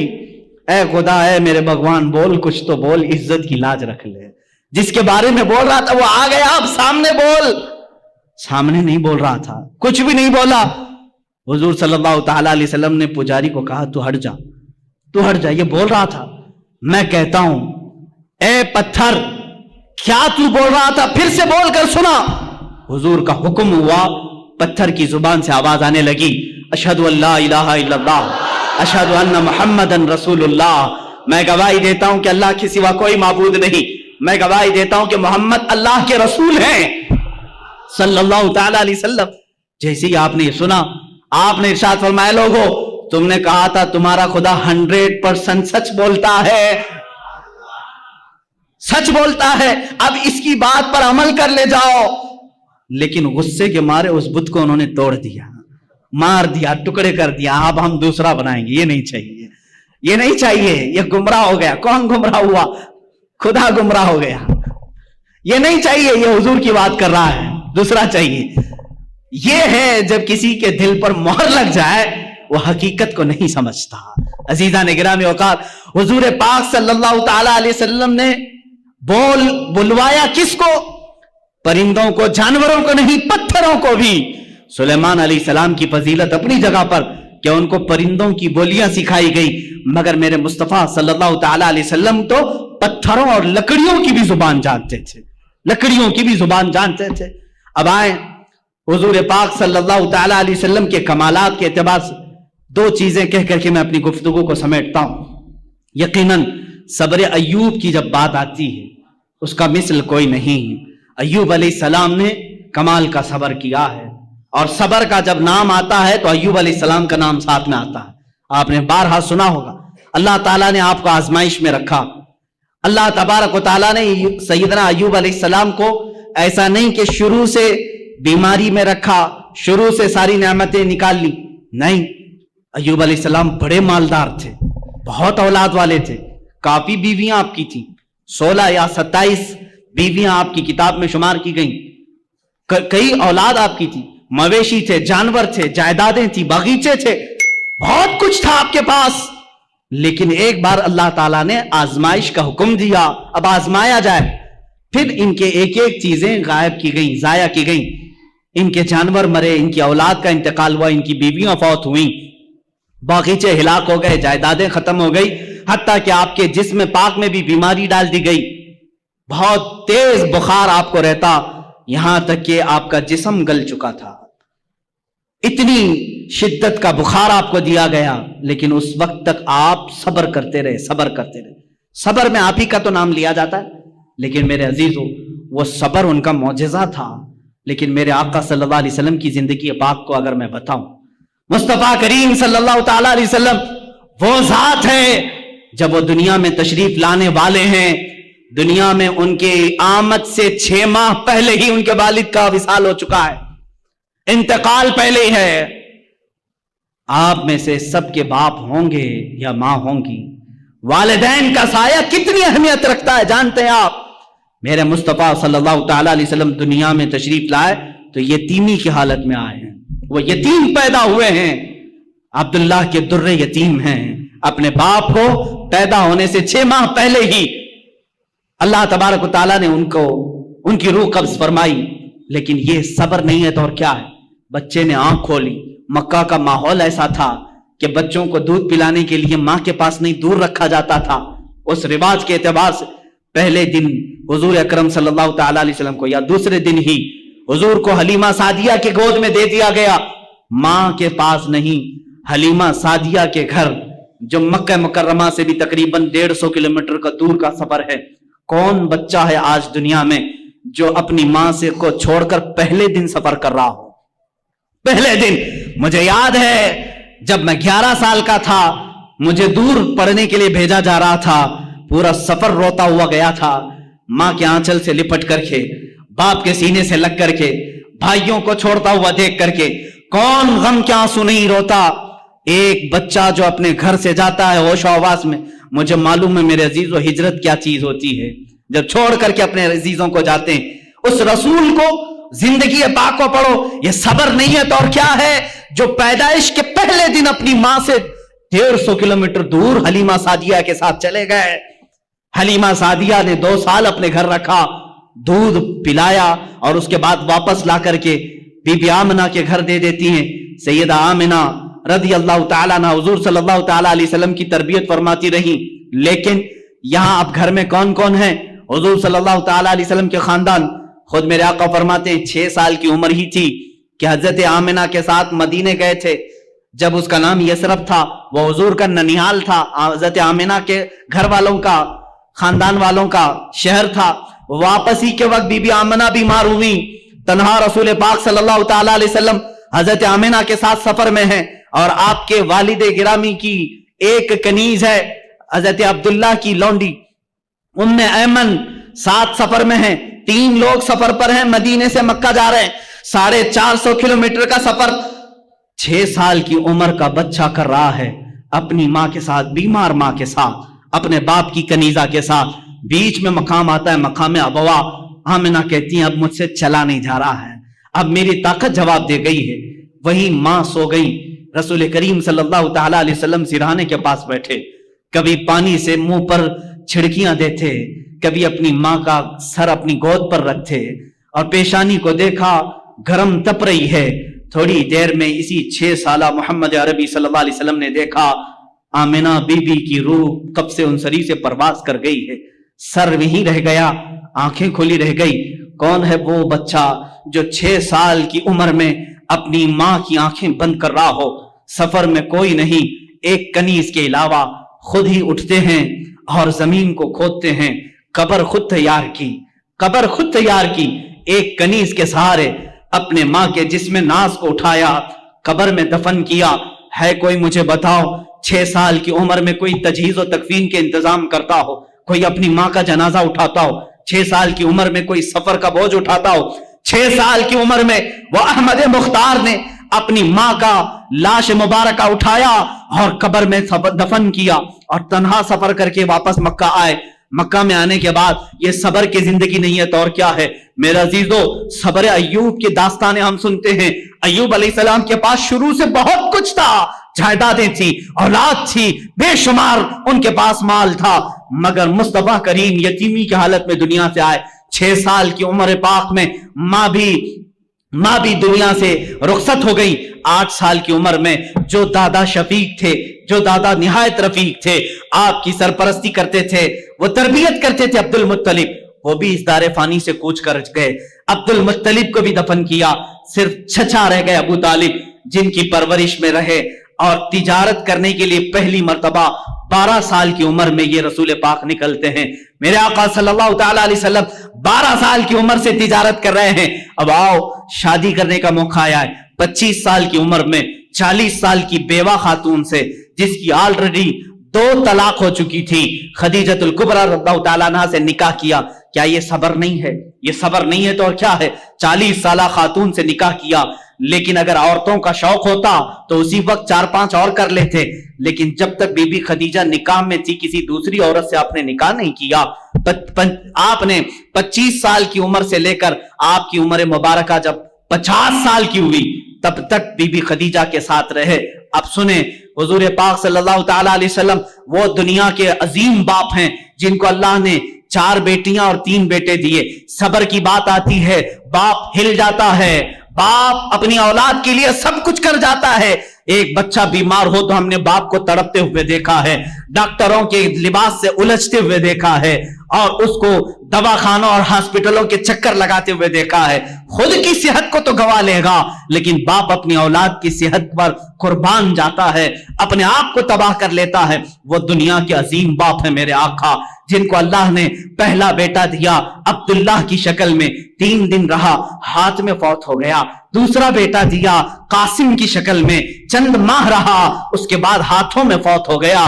तीसरा बेटा दिया इब्राहिम की शक्ल में, 6 महीने रहा, खिलाते रहे, उस बच्चे के साथ खेलते रहे, उसके साथ अपनी गोद को गर्म करते रहे। लेकिन 6 महीने के बाद उस बच्चे ने भी अपनी आखिरी सांसें ली।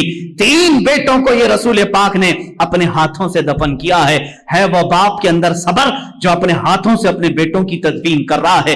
बची थी बेटियां, 4 बेटियां अल्लाह ने दी थी, बीबी ज़ैनब, बीबी उम्मे कुलसुम, बीबी रुखैया, सैयदा बीबी फातिमा ज़हरा रज़ियल्लाहु ताला अन्हा। सबर के पैकर को देखो, मैं तुम्हें सबर पूरी जिंदगी में बताऊंगा। ये वो अजीम बाप है। जब रसूल करीम सल्लल्लाहु अलैहि वसल्लम ने अपने नौनिहाल नन्हे बच्चों को अपने हाथों से दफन किया, कभी वावेला नहीं किया, कभी मातम नहीं किया, शुक्र बजा लाते रहे अपने मौला का। अल्लाह के हबीब सब्र के पहाड़ बनकर रहे। लेकिन जब आप मदीना तैयबा हिजरत करके आए, मुझे बताओ क्या मक्का वालों ने परेशान नहीं किया? आपके गले में रुमाल डाल करके लोग घुमाते रहे, जिससे मेरे आका का गला सूज जाता था। कभी मेरे आका सल्लल्लाहु ताला अलैहि वसल्लम की पुश्त मुबारका पर उन्होंने कचरे डालने की कोशिशें की। अल्लाह के नबी सल्लल्लाहु अलैहि वसल्लम पर 3 साल तक उन्होंने सोशल बाइकाट रखा। जब मेरे आका सल्लल्लाहु अलैहि वसल्लम ने पत्ते खाए मक्का में, अपने घर के पास पहाड़ की चोटी में रहे, चमड़े गला करके खाए जाते थे। ये सबर नहीं है तो और क्या है? सबर अय्यूब को तुमने पढ़ा, सबर मुस्तफा को भी देखो। मेरे आका सल्लल्लाहु ताला अलैहि वसल्लम के सामने उनकी औलाद दफन हो गई, लेकिन जब बच्चियां जवान होती हैं तो मेरे अजीज हो, बाप के बुढ़ापे का सहारा भी होती हैं, फसलें बहार होती हैं। कौन बाप अपनी बच्चियों की शादी देख करके मुस्कुराता नहीं, खुशियों में रो भी देता है। बेटियां उसके लिए एक निहायत ही कीमती तोहफा होती हैं। मेरे आका सल्लल्लाहु ताला अलैहि वसल्लम की बड़ी साहबजादी सैयदा ज़ैनब जब हिजरत करके मदीने में आई, ऊंट के ऊपर से इनको घिराया गया था, जिसकी वजह से वो हमल से थी, हमल गिर गया था। वापस मदीने में आई, बीमार रहने लगी। 1 साल नहीं गुजरा था, हुजूर पाक के सामने वफात पा गई। खुद जनाजा पढ़ाया, अपनी बेटी को दफन किया। जंगे बद्र में गए हैं, अपनी बेटी रुकैया को हजरत उस्मान के निकाह में दिया था। हजरत उस्मान से कहा, रुकैया बीमार है, मेरी बेटी की तीमारदारी में लगे रहो, मैं बदर में हूं। जंगे बदर में रहे, खबर मिली आका आपकी दूसरी साहबजादी रुकैया का भी इंतकाल हो गया। मेरे आका सबर करके मैदान बदर में रहे, दफन में भी शरीक नहीं हो सके। वापस मदीने में आए, तीसरी बेटी थी उम्मे कुलसूम, अपने उस्मान इब्न अफ़्फ़ान के निकाह में दिया। चंद महीने के बाद उम्मे कुलसूम बीमार हुई। हुजूर पाक सल्लल्लाहु ताला अलैहि वसल्लम की जिंदगी पाक में ये तीसरी साहबजादी भी फौत हो गई। अल्लाह अल्लाह, मुझे बताओ, जिसको अल्लाह ने 7 औलाद दिए, उसमें एक एक बात दीगरे, उसी बाप ने अपने बच्चों को दफन किया है, अपने बच्चों का जनाजा पड़ा है।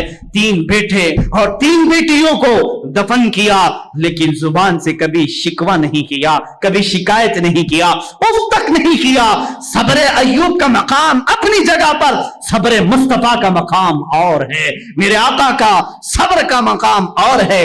آخر میں صرف فاطمۃ الزہرا باقی رہی جب آپ کی وفات کا وقت تھا۔ میرے عزیزو، یہی فاطمہ زہرا سے حضور صلی اللہ تعالی علیہ وسلم نے آخری وقت یہ کہا تھا، کانوں میں کچھ کہہ کر کے وہ رونے لگی، پھر بلایا، پھر کانوں میں کچھ کہا تو ہنسنے لگی۔ ماں عائشہ صدیقہ نے پوچھا تھا، فاطمہ تمہارے بابا نے کان میں کیا کہا تھا؟ فاطمہ نے کہا، پہلی بار جب انہوں نے کہا فاطمہ میں جا رہا ہوں اللہ کی بارگاہ میں رو پڑی۔ پھر بابا نے مجھے بلا کر کہا، فاطمہ میرے خاندان والوں میں سے میری وفات کے بعد سب سے پہلے تم مجھ سے ملنے کے لیے آؤ گی۔ میں ہنس پڑی کہ میری موت جلدی ہونے والی ہے۔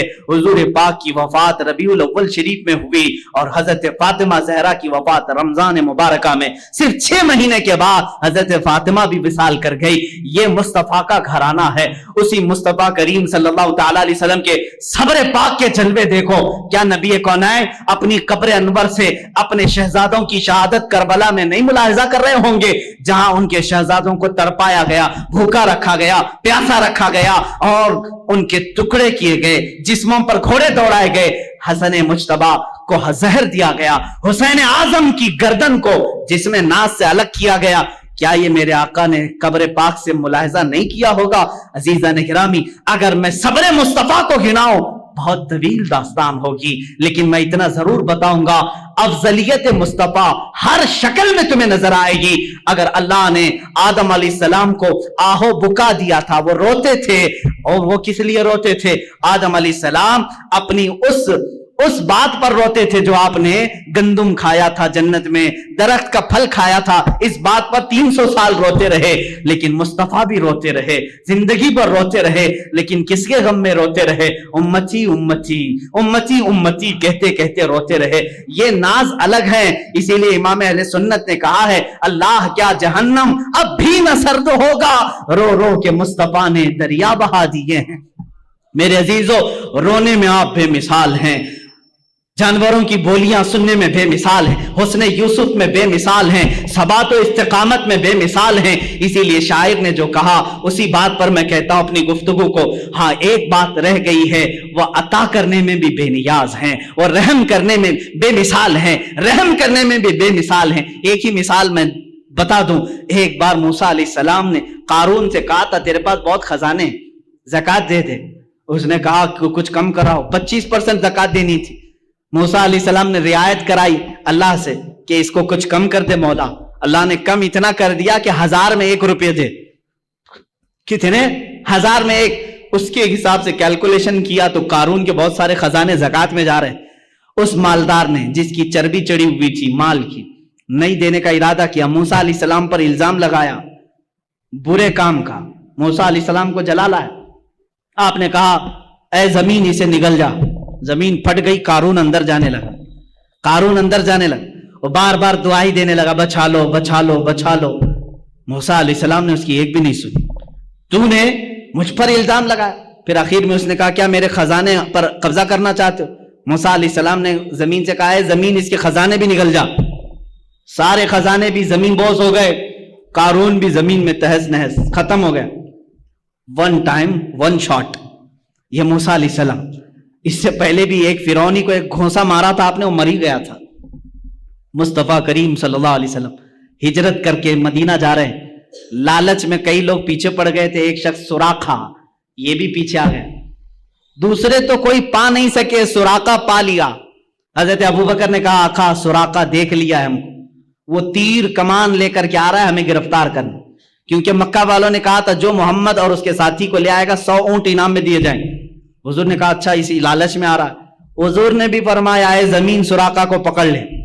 موسیٰ علیہ السلام نے قارون کو کہا تھا، میرے آقا نے سراقہ کو کہا، زمین کھل گئی، سراقہ گھٹنے تک چلا گیا، لیکن یہاں معاملہ الگ ہے۔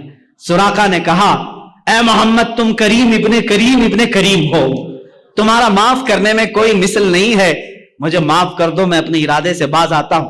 حضور پاک نے کہا اے زمین سراقہ کو چھوڑ دے، یہ شان مصطفیٰ ہے، یہ شان مصطفیٰ ہے، سراقہ کو چھوڑ دے۔ زمین کھل گئی، سراقہ باہر آیا، لیکن ارادہ پھر بدلا، تھوڑی دیر کے بعد وہ پھر پیچھے پڑ گیا۔ حضور نے کہا زمین سراقہ کو پکڑ لے۔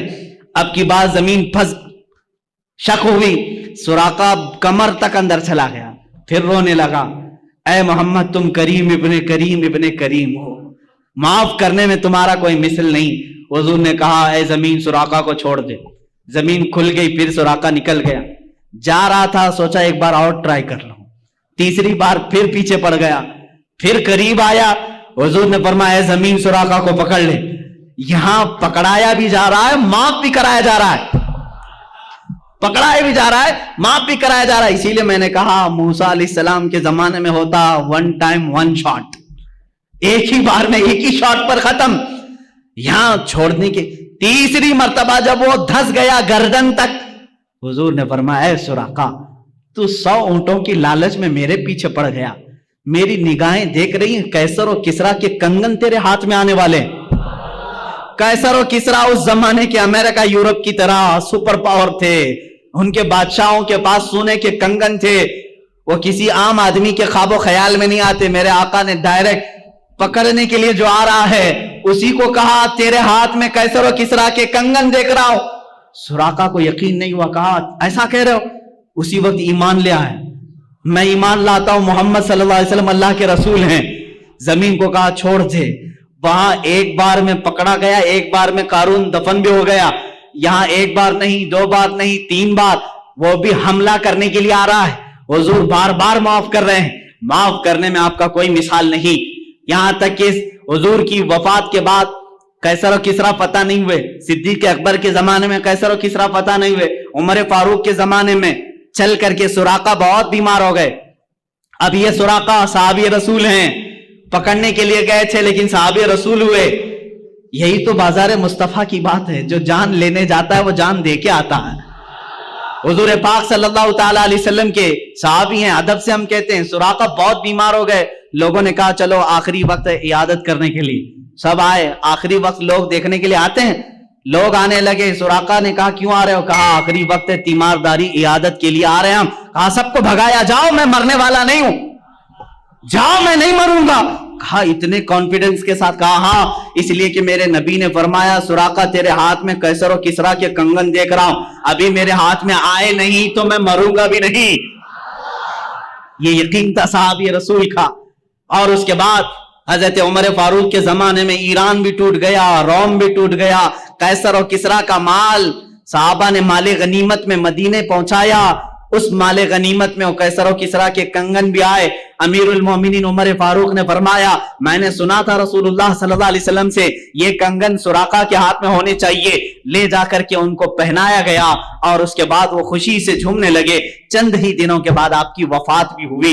अजीजान गिरामी, यहां बात ये अर्ज करना चाहता हूं, इस रसूल का मामला ये है, अता करने में बेमिसाल, रहम करने में बेमिसाल, माफ करने में बेमिसाल। इसी को इमाम मेरा कहता है बरेली का, मेरे करीम से गर कतरा किसी ने मांगा दरिया बहा दिए हैं, दुर्बे बहा दिए हैं। वाह क्या जूदो करम है शह बता तेरा, नहीं सुनता ही नहीं मांगने वाला तेरा।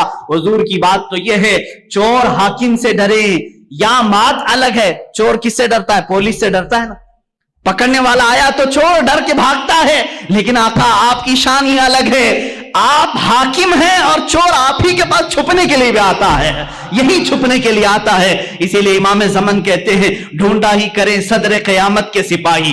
क़यामत के दिन कुछ मुजरिमों को फरिश्ते ढूंढ रहे होंगे, फला मुजरिम कहां है, फला वो काम किया था, ये कहां है, वो कहां है। जुर्मों का ऐलान हो चुका होगा, फरिश्ते ढूंढ रहे होंगे, लेकिन कुछ मुजरिम मिल नहीं रहे होंगे, कुछ मुजरिम मिल नहीं रहे होंगे। इसको इमाम ज़मन ने अपने शेर में यूं कहा है, ढूंढा ही करे सदरे क़यामत के सिपाही, वो किसको मिले जो तेरे दामन में छुपा हो।